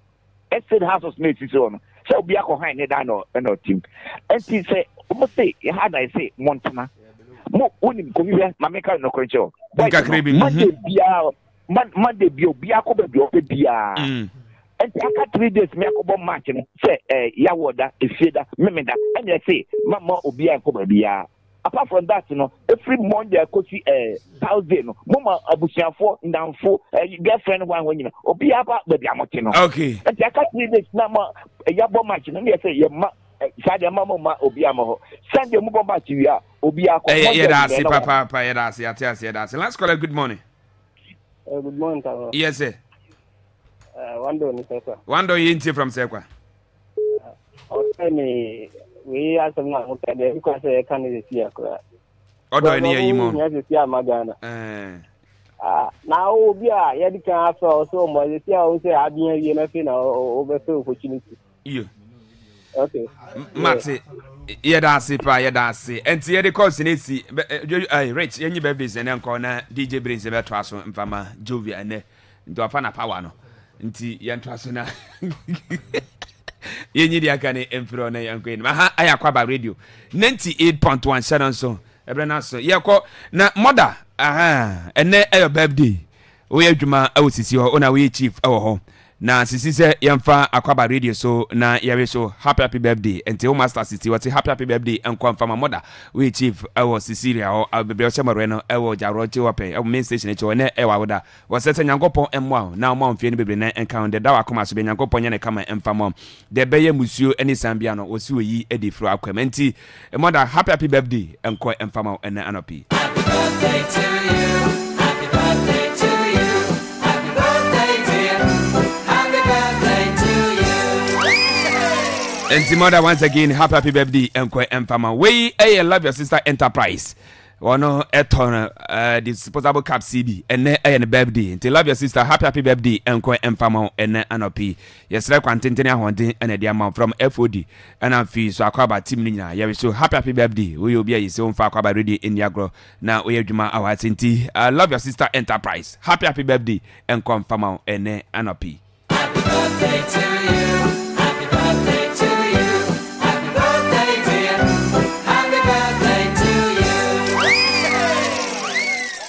Yedi si yako nyame aduma ibisha enenwumri na yedi Akwaaba Sports Extra no na yetimida twaso na mum maifua I see we Chelsea fan kase ana fi so mfa Akwaaba ready eni agro ise wadana to na abusia ne nyina mamunyina hyade na mamunyina so eya akoso nyankopon na de ma wono ase na isi agi up next DJ Breeze yenti over to you beko beba soroko tobui abade foi bengrage de mbofoi ataju de bunu face ni me de nya pie brekum ananya pie bunu manima FM station ba ko paninti eno ane Akwaaba 98.1 FM nanano mo mama kwabo mama tuntuma Akwaabo ye abusuafo mamu nyina Akwaaba awurade nkoa.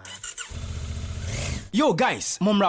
Mon kan kyerɛ me. Enei moto Bennett so. TVS. Na moto Bennett ni engine wa hoɔden. Kyerɛ yie. Na ɛsan wɔ genuine spare parts. TVS. Yo, na moto Benzo na ni engine no. Ɛwɔ low fuel consumption. TVS. Ma kyerɛ me sɛ mu wɔ kroma mpa. Enei TVS motors na ti so. Ɛmma problem bia. Egumu ahodoɔ pi. Ebia ne horsepower. Yewo TVS models a. Ni range ni bi ni TVS Rockzet 125, Entog 125, Jive 110. ZT 125, Afe yewo Apache 180, Apache 200, yewo Neo NX, Neo AMI, HLX 125, HLX 150, ena HLX 150X. Samsung yewo 3-wheeler Ken Corner, ewa apono, ebini Deluxe Plus. Na pragia nan so de eno na obi echi to duk lokacin da kake son mashin inji pragiya mai kyau mai karko kai kokari ka nemi TVS na da spare parts daban-daban iri-iri kala-kala. TVS baya hayaki, TVS yana kai labari, TVS suna biyan bukata. Dan uwa yar uwa ina ba ku shawara idan za ku sai mashin inji moto pragiya ku yi kokari ya zama na TVS ne. TVS kowa yadda da shi. TVS Motors is the best you can get on the market with quality engine and genuine spare parts at affordable prices. Branches were Accra, Kumasi, and Tamale. Afe Ghana haba bia. Obenya a product libi. Frey 0557 775 893. TVS. Obiasi.